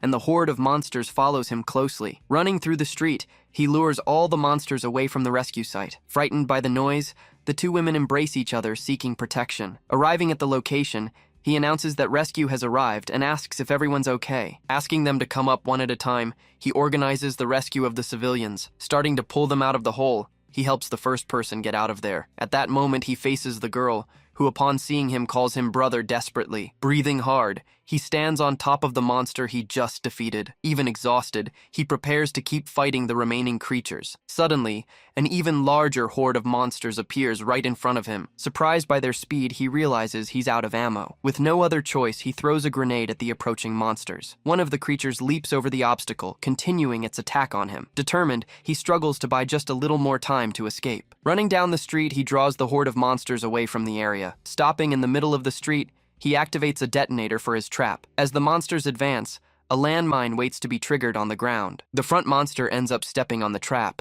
leaving the soldier stunned. With the explosion, the creature is thrown high into the air, far from the soldier. Even from a distance, he's hit by the blast impact and falls. Then one of the monsters appears right in front of him, preparing for the final blow. But suddenly, the creature is struck by an attack and falls to the ground. Surprised, the monster is hit by a gunshot and roars in pain from the attack. Shocked by what he sees, he realizes his friend came back to help him. Shouting, the corporal warns that they rescued the civilians and orders the soldier to run. Relieved, the soldier thanks him that everything worked out in the end. But the monsters advance, and the corporal yells for him to run faster. With no time to dodge, the soldier takes a direct hit from the monster's strike. The creature then throws him high into the air, leaving him completely defenseless. With its mouth open, the monster prepares to deliver the final blow and kill him. Landing a hit, the soldier manages to push the creature away for a brief moment, but other monsters approach, growling and surrounding the soldier fallen on the ground. From afar, the corporal screams his friend's name,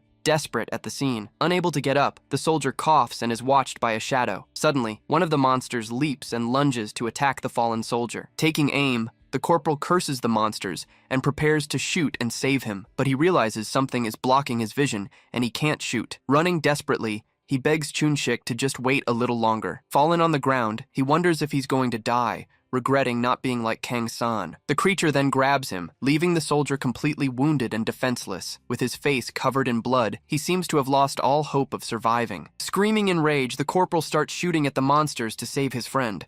With the attack, the creatures turn and roar, focusing their attention on the shooter. Saying it's too late, he holds a detonator, ready to sacrifice himself. Desperate, the corporal screams for him not to do it, begging him to stop. But holding an item, he says it's okay, and that he can't let them both die. Suddenly, the system informs him that his physical abilities have been enhanced by an awakening. His energy is restored and all the wounds he suffered are healed instantly. Confused, the monster doesn't understand what happened, seeing the soldier recover. With his new strength, he manages to block the monster's strike without any difficulty. Striking back, he lands a hit on the creature, which roars in pain. As the monster prepares to attack, a weakness appears on its chest. Dodging the blow, he manages to escape the monster's attack by inches. With the knife in hand, he prepares for a counterattack against the creature. The monster is surprised when hit squarely by a precise strike. Seizing the opening, he advances and drives the knife into the creature's chest. Roaring in pain, the creature thrashes, trying to break free from the soldier, but the monster manages to land a hit, throwing the soldier away. He flies through the air, hurled with force by the creature's attack. In a quick flashback, the image of a shadowy silhouette with a knife appears. Seeing the scene, the corporal realizes the monsters are heading toward Chun-shik. He concludes the monsters don't see him as a threat, focusing on the other. Suddenly, the captain arrives with the squad, shouting for him to get out. Warning about the danger, he says they can't shoot because Chunshik is there. With a serious look, the captain questions the grave mistake he made. Recalling the orders, he says the corporal disobeyed and asks what he was thinking. Taking the blame, he explains that Chunshik only followed his orders and begs forgiveness. Ignoring the explanation, the captain orders everyone into formation, kneeling. Obeying the command, the soldiers prepare for combat, aiming their weapons. 4 days before, a link phenomenon caused monsters to appear in Wangsimri. Being the 7th case that month, the number of civilian casualties was very high. Investigations showed that the distance between shelters was much greater in certain areas. In response, the government denied the allegations, saying they were all unfounded. At a training field, 2 soldiers run under the strong daylight sun. Gasping, they struggle to keep running and complete the training. Shouting, the sergeant warns them they're not running right and threatens more laps. Startled, the soldier responds no and keeps running as fast as he can. The sergeant explains that everyone has problems, but abandoning your post puts everyone in danger. Shouting, he asks if the soldier finally understood the gravity of his actions. With a shout, the soldier confirms he understood and keeps running without stopping. Suddenly, a superior arrives and comments that he's working hard on discipline. Surprised, the sergeant salutes and greets his superior officer. While running, the soldier asks Corporal Park to hang on a little longer. Saying he's ready, the corporal apologizes to his colleague for what happened. Saying it's fine, he asks him not to forget his promise. With a smile, the soldier just lowers his head, a bit embarrassed. Suddenly, someone shouts for the 2 to get in the approaching vehicle. Seated in the truck, they're surprised by the battalion commander's presence. With a serious look, the commander stares at the 2 soldiers sitting in front of him. Worried, the soldier thinks the punishment won't be light because of this. He fears they might end up in the guardhouse because of their disobedience, but the commander says he's proud to have soldiers like them in the battalion. He explains that despite the law, there are exceptions, and he would have done the same. The commander then asks why they became soldiers, and the soldier reflects. Dismissing the punishment, he tells them both to rest and calls the sergeant to go. Lying on the ground, they celebrate that everything worked out for them in the end. Gasping, the soldier says he really thought he was going to die on that mission. Scolding him, the corporal warns that if he tries to sacrifice himself again, he'll die. With a smile, he rests and enjoys the moment of relief after the battle. Dragging himself, the soldier asks when he'll start calling him brother. Taking a shower, he's startled to see something strange happening to his body. Confused, he wonders what the hell is happening to him lately. Looking at his stats, he realizes all his attributes increased drastically. Even with full equipment, he didn't feel any difficulty and even had to fake exhaustion. Remembering the past, he recalls when he gave up the hunter life. Reliving the memory, he wonders why the rescue only showed up now. Getting out of the shower, he prepares to go talk to his superior about what happened. Standing at the door, he asks if he can speak with the battalion commander. He then questions why the soldiers weren't punished according to the law. The commander explains that the media is desperate to turn them both into heroes. With a smile, he says, anyone who doesn't take advantage of situations like this is an idiot. Arriving at a restaurant, the commander is guided by a woman to a table. Entering the room, he greets the person who was waiting for the meeting. With a smile, the woman receives him and invites him to sit at the table. Meanwhile, a rescue request comes up for a link breach on some terrain. A group of 5 people asks for help, and the team decides to request support. Receiving the call, Kang-san is invited to join the mission for the experience. On the other end of the line, the man explains that the danger level isn't high. Saying he understood, Kang-san grabs his bag and heads out for the mission. Recording a video, a woman prepares to leave a message for her love. She apologizes for leaving suddenly, saying she won't be in this world anymore. Interrupted, she reveals a secret and is surprised by a man who questions her. He scolds her for writing a will, and she explains she might die today. Sitting down, she laments they don't get time off even for important events like her wedding. Doubting the newbie, the man questions if he's really an E-rank hunter. She comments that the rank is already questionable, and that he seems blinded by money. He wonders why the leader would bring someone like that, and she agrees. She then states that if they don't like the newbie, he'll become a target. With a fan, the man tries to dry her hair, leaving her surprised. Introducing himself, Kang-san bows and says he's looking forward to working with them. With a smile, the trio says they're also looking forward to the mission. The leader calls the 2 for a meeting and asks Gi-dong to look after the newbie. Left alone with him, Kang-san feels a bit awkward with the situation. He explains that despite having experience, it's his first time on a rescue. Reflecting, he realizes he can learn a lot from those high-level hunters, but Gi-dong warns him not to interfere unless he's on the brink of death. With a threatening look, he says if Kang-san gets cocky, he'll kill him. Surprised by the threat, he just agrees and stays silent. Somewhere else, an injured hunter prepares to use one of his abilities. He says he sent the rescue request, but doubts the rangers can save them. Running, one of the hunters says they need to warn the rangers about the danger.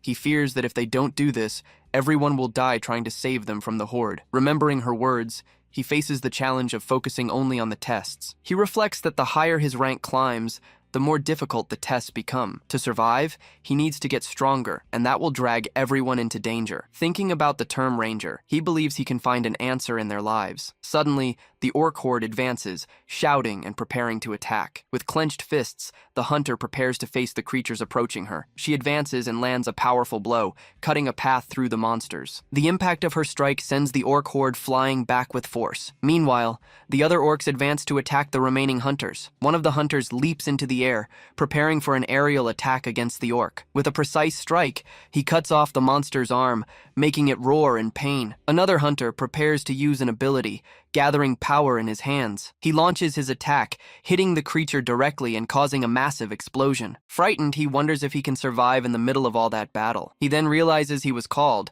but these people didn't need a tank. Determined, he says he's not there for a joyride and needs to be useful. He advances, thinking they wouldn't have brought him if it wasn't for a reason. Shouting, he jumps in front of the attack, surprising the other hunters. Even with the impact, he manages to stay on his feet and protect his companions. Shouting, the hunter asks if he's lost his mind for doing that. He warns that if you jump in the middle of a spell, you can get caught and die. Not knowing what to do, he stands still, pulled back and a little scared. The hunter comments that dealing with a swarm is very different from a normal fight. She then advises him to stay behind them to protect himself during the battle. Turning around, she says that alone will be a great learning experience. He realizes that everyone's attributes are on a completely different level from his. Their fighting flows perfectly, as if they're all in incredible sync. Watching, he compares the battle to an army fighting another army. Then he wonders if that means there's someone commanding the orcs. Suddenly, the hunter is surprised by an attack and reacts with shock. Shouting loudly, the leader warns that plans have changed and they're going to advance. Confirming the order, everyone prepares for the attack, including the rookie. High above, a different orc begins to conjure a strange ability with a hammer. At that moment, one of the hunters is hit by a power, his movements becoming slow. Soon after, the other hunters are also affected by the same weakening ability. Roaring with fury, the orcs begin to transform, growing larger and stronger. With their bodies changing,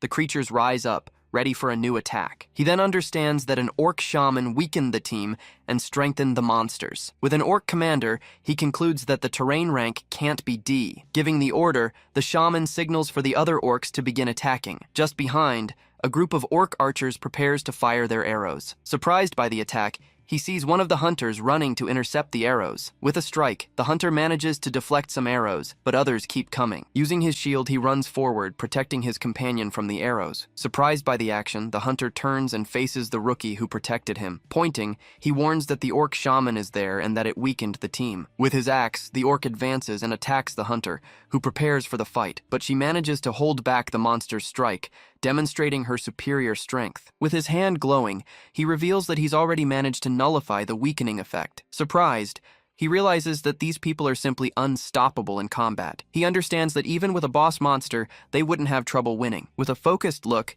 he concludes that they just need a little more time. He then warns that they need to remove the weakening nullification, leaving the hunter confused. Showing his arm, he prepares to explain his battle strategy. The leader says he'll cover him while he casts, and he guarantees his protection. With a warning, the hunter says he's removing the weakening nullification. Determined, he promises that no matter what happens, he won't let anyone get hurt. With his shield in front, he advances against the orc horde to protect them. With his eyes closed, the hunter concentrates to use his support ability. Being attacked, he struggles to withstand the blows and give the mage time. With the ability ready, he thanks Kang-san for the good work. Focusing his power, he prepares to finish the battle with his own hands. Suddenly, the orcs begin to shatter, being destroyed by an invisible power. A tornado forms, dragging all the creatures and annihilating the horde completely. Standing over the creature, he finally breathes a sigh of relief after the long battle. Thanking him profusely, the man says he didn't expect everyone to make it out alive. Then the rescue worker explains that this was a variable they didn't anticipate. At that, the young man questions whether this whole situation could be because of him. Answering calmly, he says that this is actually a pretty common occurrence. He continues, saying that people should always prepare for the worst. Meanwhile,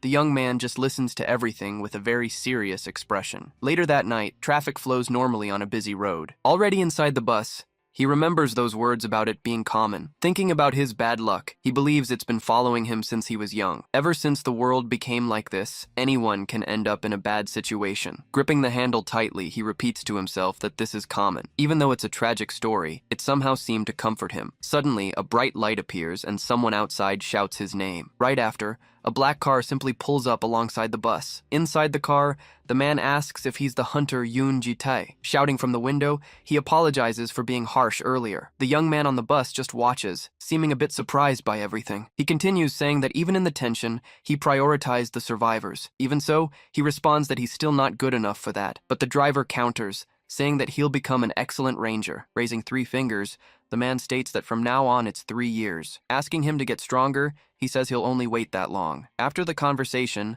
the black car pulls away and continues down the road. Watching the vehicle disappear, he repeats to himself that it'll be 3 years. At that, the bus driver yells at him not to stick his head out. Changing scenes, he arrives at an old street forge after some time. Once a common place, it's now been transformed into a weapon forge. Entering the place, he greets the people who were working there. Recognizing the young man, an older gentleman asks if he's San and if he's alive. Alerting the boss, the man says that San finally showed up. Turning around, the forge owner comments that it's been quite a while. Remembering the past, he always helped the young man by fixing his items for free. Being his only trusted shop, he always returned to that same place. Sharing the news, he reveals that he finally managed to become rank E. He then asks to take a look at the items he brought. Examining the sword, the blacksmith says not to worry about the repair. At that moment, one of the assistants calls Boss Yu to come see something. Saying he'll finish everything today, he asks the young man to go rest a bit. Looking at the equipment, he realizes he really used them for a very long time. He then apologizes for making the items suffer with the wrong owner. Meanwhile, outside,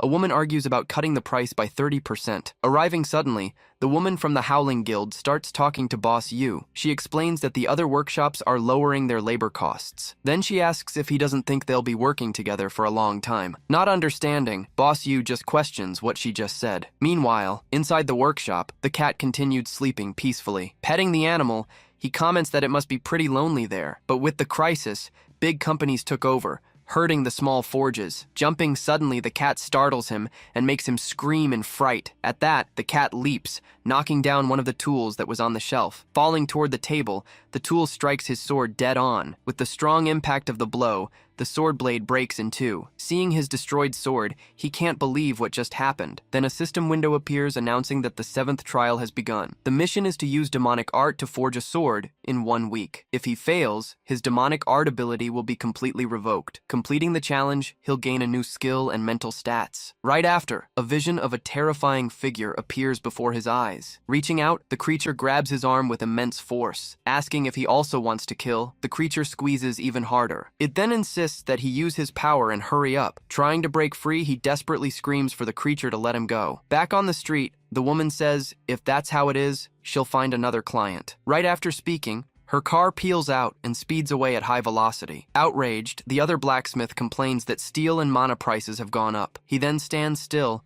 just staring at the guild's giant building. With a serious expression, he clenches his fist as a cat rubs against him. Getting closer, other cats also start approaching him on the street. Deciding not to overthink it, he says he'll feed the hungry cats. Upon entering the workshop, he sees the young man on the floor next to the broken sword. Seeing the shattered blade, he asks what happened and why it ended up like this. Desperate, he begs for help, saying he needs to make a sword in a week. Hearing the request, the blacksmith yells at him, telling him not to be ridiculous. Speechless, he just stares at the blacksmith after hearing the outburst. Questioning if he knows what he's saying, he asks how he'd make a sword in a week. At that moment, another man approaches, asking him to calm down and take it easy. Asking him to come, the man pulls him away from the commotion and says, "That's enough." Still irritated by the situation, Chief Yu turns around and walks away from them. Starting to explain, he says the iron needs to be heated to 1500 degrees. He then begins the first forge, starting to strike the heated metal. Afterward, he explains that it needs to be reheated to mix the materials evenly. Then he continues the process, forging the metal repeatedly many times. After repeating everything, he shows that the sword base is finally complete. He warns that he needs permission, but that he can practice in a corner. Apologizing, the young man asks if Mr. Yu got really mad at him. Reassuring the young man, he says, Mr. Yu is just very tired lately. He advises apologizing later, since there's only a week to start working. He then remembers that the order was to make it using the demonic art. Wondering if he just needs to use his mana, he observes the piece of metal. Determined to try, he prepares to use the blood demonic art. Then he begins striking the metal with the hammer, starting the process. Meanwhile, the other blacksmiths continue working hard on their own projects. From afar, the forge chief observes everything with a very focused expression. Remembering the past, a client thanks him for repairing her weapon. At that moment, a man praises him, saying he makes very good weapons. Celebrating, they sign a lifetime contract with the famous Howling Guild. With a smile, the woman says that being a craftsman is an outdated concept. She continues, saying that anyone can make items with mana stones. The other blacksmith then counters, saying the durability doesn't compare. Yelling back, she says that durability you can't measure doesn't matter. Remembering his mission, he says he needs to make the sword in a week. After the argument, the forge chief just sits alone thinking. At the end of the day, everyone says goodbye and leaves, but he stays there. Hearing the continuous sound, he just says, "That's right," and stands up. Talking about the young man, he warns that it's not just mindless hammering. Reaching the door, he asks San if he plans to hammer all night long. Looking inside, his expression changes completely, showing enormous surprise. Seeing the young man surrounded by a strange energy, he shouts his name. Worried about the scene, he shouts again, asking if he's okay. Dominated by that energy, he just repeats that he needs to kill again and again. In a memory, he reveals that he wants to kill the monster that killed his parents. He also remembers the relatives who abandoned him and the people who pitied him. He then recalls the people who insulted his parents after they were gone. With all this fury, he says he wants to kill all of them without exception. Shifting to a flashback, an old master picks up the blade and tells them to look. Analyzing the item, the old master observes the blade with great attention. He then praises the weapon, saying it's a good sword for killing people. After hearing the praise, the young blacksmith just says the word "so." Breaking the blade, the master shouts that this isn't it, and the intention is visible. He warns that his mind will be devoured, so the young man asks what to do. Telling him to do it again, the master orders him to put the intention in the blade. He then responds that he should keep trying until he finally manages to do it. Back in the present, he continues striking the metal with all his strength. Gradually, the blade seems to absorb all that energy surrounding him. At that moment, a window activates his will, removing the berserker negative status. Almost falling, he's caught by the forge chief, who calls him by name. Already seated, he says he's making a sword and asks him to overlook it. Looking at the sword, Mr. Yu is left without reaction, just observing the blade. The rank E longsword now has an attack power of +6. Seeing the special bleeding effect, the forge chief is totally shocked. Changing scenes, everyone heads to a restaurant to celebrate the young man's great achievement. Excited about the occasion, one of the blacksmiths cheers that the boss is paying for meat. Eating together, they say it's been a long time since they've eaten and tell San to enjoy. Watching the boss, he notices his expression looks even worse than before. Sitting at the table, Boss Yu continues with a very serious and quite pensive face. He reflects that the young man strengthened the sword without using a single mana stone. Remembering that moment, he thinks about how the young man seemed to have no skill. Realizing the potential, he knows that technique could shake up the entire industry. Worried, he wonders what else is needed to complete the demonic sword. Suddenly, one of the older blacksmiths yells at all of them at the table. He tells them to stop daydreaming and just eat the meat in front of them. Tasting the food, the young man praises the boss, saying it's very delicious. Then he continues eating, stuffing his mouth with the food that was on the table. Gathering courage, he turns and calls out to Mr. Yu to speak with him. Apologizing for what happened, he asks if he can ask the boss for a favor. The next day, he delivers the sword saying everything is ready as requested. Thanking him profusely, he takes the weapon believing it will better withstand the power. Noticing right away, he sees that the sword looks the same, but it's different. So he decides to activate the demonic blood art again to continue the process. At this, the others are startled by the scene,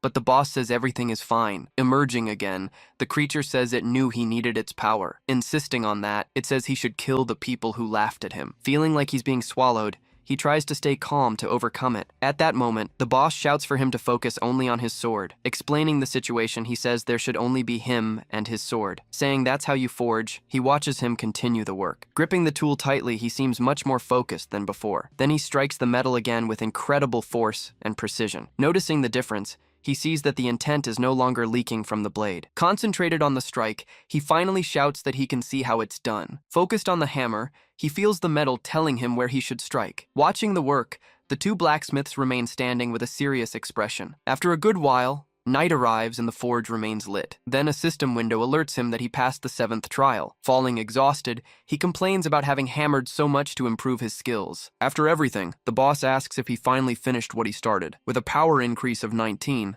the new sword has a bleeding effect. In disbelief, they wonder how San did that just with the hammer. He himself questions whether something like that would really be possible to do. Without saying a word, Boss Yu just stares at the young man seriously. Grabbing the boss's arm, he holds it firmly before he leaves. Caught by surprise, the boss turns without understanding his attitude. Still panting, he calls out to the sir and kneels before the boss. Saying the ability suits him, the young man transfers a special skill. With the transmission complete, the ability is shared between the two men. He then reflects on the miraculous ability he just received from the gods. Questioning himself, he thinks a chosen blacksmith should be like him, not San, someone who hammers every day in the hot furnace until their body burns. Thinking about this again, he admits to himself how pathetic he feels. Changing scenes, a man in green faces a giant stone monster. Frightened by the creature, he wonders if that could be a necromancer. Fallen on the ground, the blonde man shouts that this can't be right. Then the man is thrown backward, looking up with great surprise. In another place, a man complains about his arm and the test he's taking. Meanwhile, two people observe everything from above, on an upper floor. Back to the scene, doctors run with a man on a stretcher questioning the procedure. Screaming on the stretcher, he threatens to blow everything up since he's the one responsible for the place. A man then bows, questioning why they dragged someone into the fight. Continuing bowed on the ground, he addresses the other and calls him father. Standing in front of him, the man in the suit simply asks if he failed, telling him to never talk about becoming a hunter again. The father scolds him harshly. Completely desperate, the young man remains on the ground with nothing to do. At this, he begs for one more chance, saying it will be the last time. Promising he will obey, he asks to at least choose the members. But the father calls him pathetic, stating that he will fail again. With nothing to say, he remains on the ground, just listening to everything in silence. Then he gives one last chance, ordering him to gather the members in 3 days. After the harsh conversation, the older man turns and walks away. Now with his subordinate, he orders them to increase the difficulty level. He tells them to raise it so much that not even an A rank can pass the test. Kneeling on the ground, he says this is an ability the master should have. Surprised by the gesture, the forge chief asks him to wait a moment. Refusing the offer, he says it's a gift that found its way, but he insists, saying he'll never handle the power that well. He then explains that nothing would be possible without the sword the chief made. Hearing the conversation, the other blacksmith at the forge seems to breathe more easily, so he suggests the two make a contract to avoid any awkwardness. At that moment, a skeletal figure appears with a magical contract in its hands. The creature asks if both parties agree with everything written. Agreeing to the terms, they accept the contract that has a severe penalty. After the signatures, the contract is magically completed before their eyes. Thanking the young man, he promises he'll master the technique to avoid embarrassment. With a smile, he says, if everything goes well, things will work out too. Changing scenes, he runs hurriedly through the streets of that same city. Arriving at the forge, a person asks if Mr. Kang-san is around. Out of breath, the woman explains she came at Mr. Yan Wubin's request. Checking his phone, he's startled to see the missed calls during his break. Being focused on the sword, he ended up not noticing the multiple contact attempts. Extending her hand, the woman invites him to come along because it's urgent. Right after, a yellow taxi stops right in front of them on the street. Arriving at the destination, he gets out of the car and observes the unfamiliar place. Recognizing the control center, he asks if Mr. Wubin is there. Following down the corridor, he walks toward the floor that was indicated. Suddenly, he stops and looks ahead with a surprised expression. Meeting two acquaintances, he hears them calling his name in the hallway. Surprised, they ask what happened and why they met there. Then the guy asks if Wubin called him for some serious injury. Feeling relieved with the answer, he hears someone call his name from afar. Getting closer, Wubin says it was hard to reach him. At that moment, he notices the person behind him,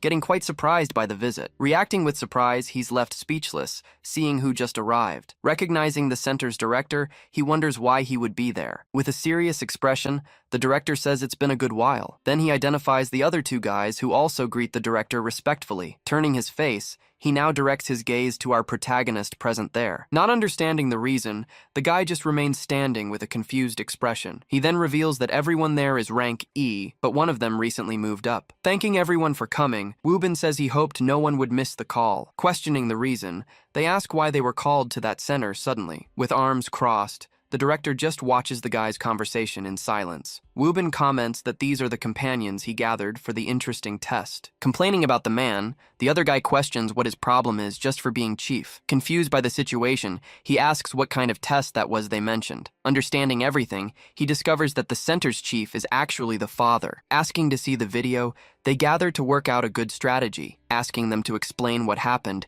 he sits down to hear the test details. He begins, saying the terrain had water and cliffs with many monsters. The team was made up of a mage, tanks, and warriors of various ranks. Then the group's mage prepares to use a lightning strike. With the strike, several enemies are hit and begin to be incinerated. Quite determined, he tells himself he can handle the situation. Using another ability, he fires an elemental explosion that hits several monsters. One of the warriors comments that he's strong, but questions if he can pass. The strategy was to hold the front line so he could use his magic. But after 10 minutes, a huge and strong creature emerges on the field. Suddenly, a troop of trolls appears and overwhelms all their tanks. Yelling to reorganize, they try to buy time for the magic to be used. At that moment, the test's difficulty increases, and one of the warriors is hit. Moreover, the monster's leader grabs his staff and prepares to attack. The monsters are then enveloped by energy and become much stronger. Finishing the explanation, he says that was exactly what happened in the test. Standing up, Woobin says he really wants to become a hunter and won't give up. Then he bows, desperately begging for the help of the entire new group. Lowering his head,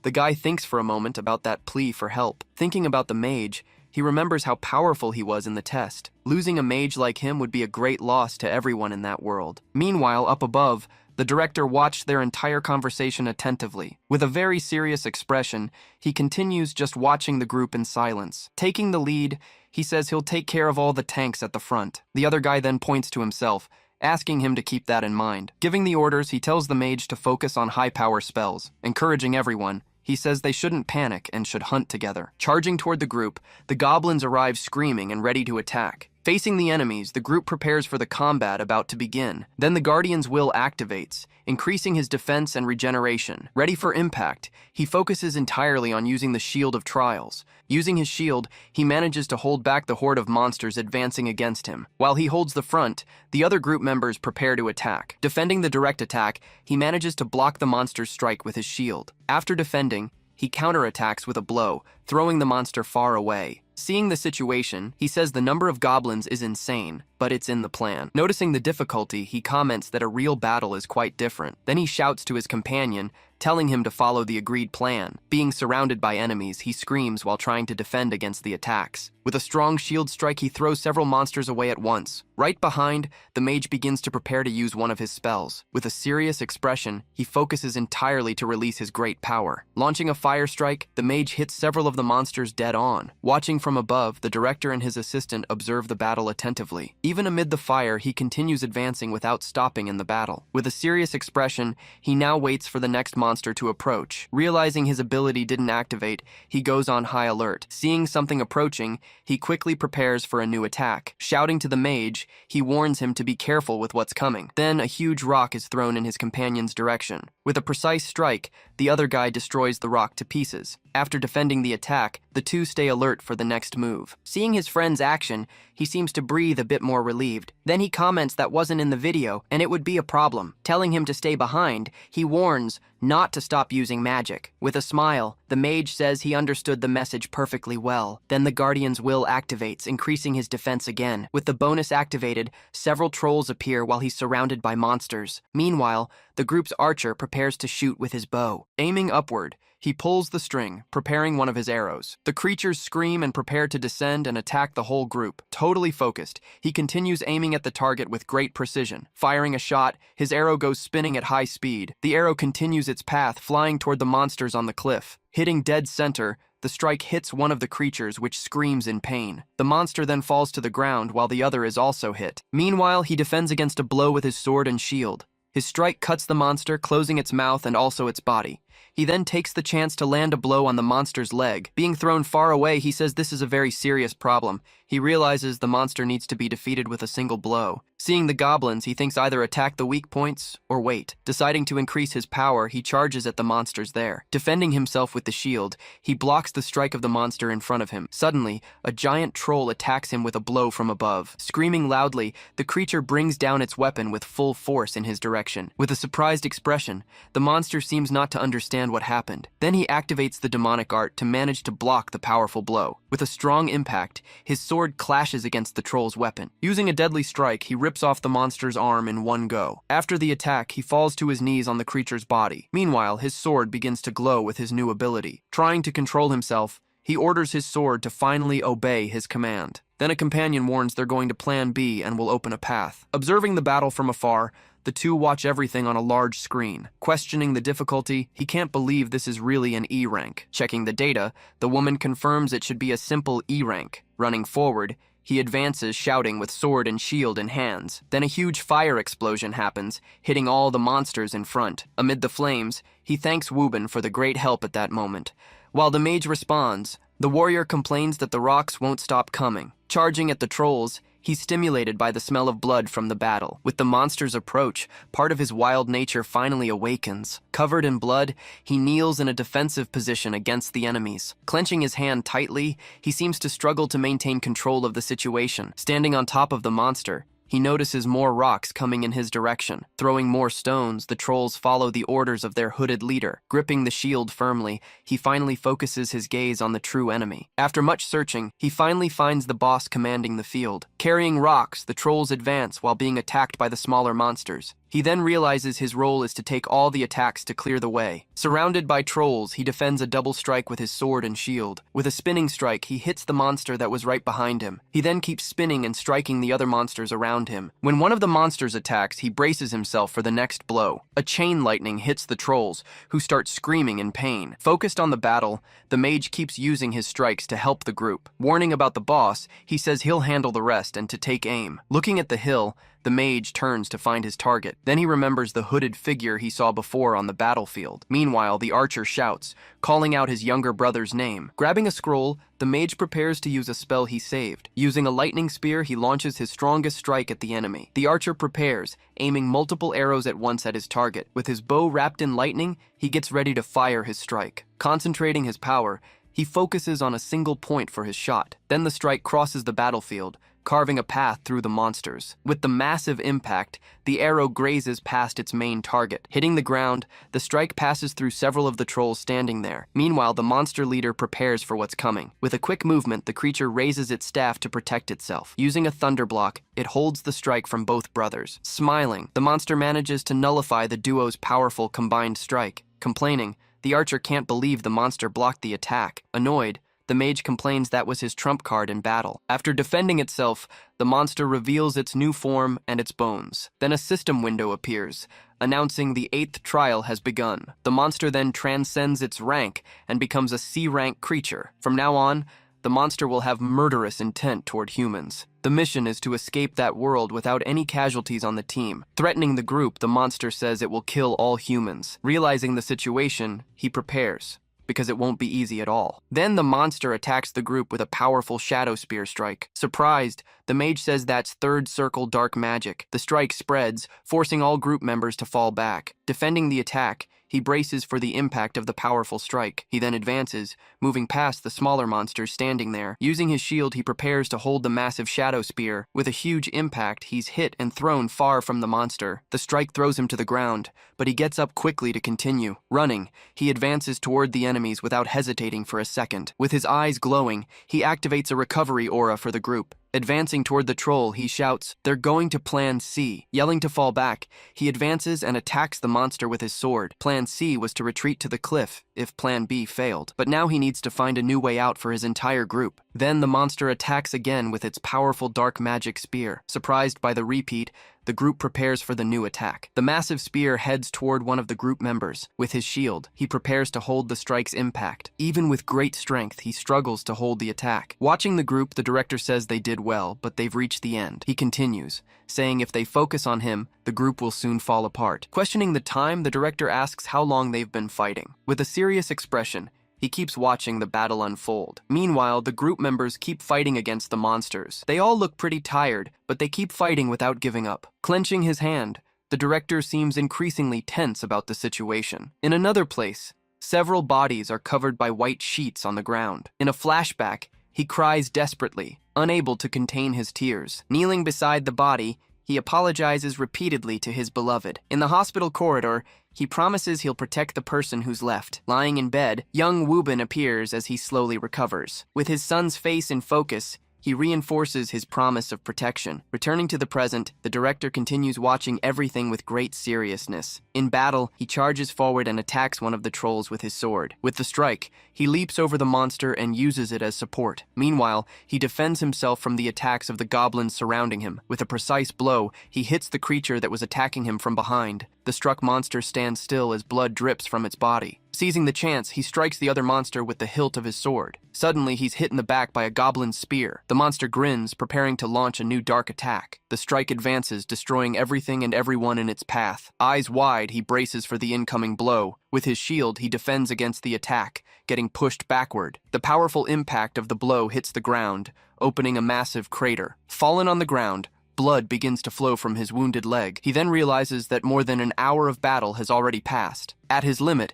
he worries about the stamina of his entire group. Concerned, he fears they might fail the test if they continue like this. Just then, a system window warns that a burn time has been applied. Not understanding, he wonders what this new power that emerged is. Attacking a goblin, he questions what just happened. With a spinning strike, he realizes he heard a voice in his head. Then he stops and hits a monster with a powerful blow to the head. The strike lands dead on, throwing the monster far away and defeating it. Spinning backward, he defends against another attack from the enemies. Eyes trembling, he feels the new strength flowing through his body. With the effect, his mental strength and resistance increased by 1 point. Surprised, he stares at his body and the new ability. He realizes that wasn't his imagination and that his stats increased. For each of the monsters, he has a golden chance to increase his stats. He then says that it doesn't matter if it's reward or punishment, he accepts it. With a smile, he says he'll take all the rewards like a dog. Rushing at the troll, he prepares for a new attack. With a strike, he hits the troll's foot,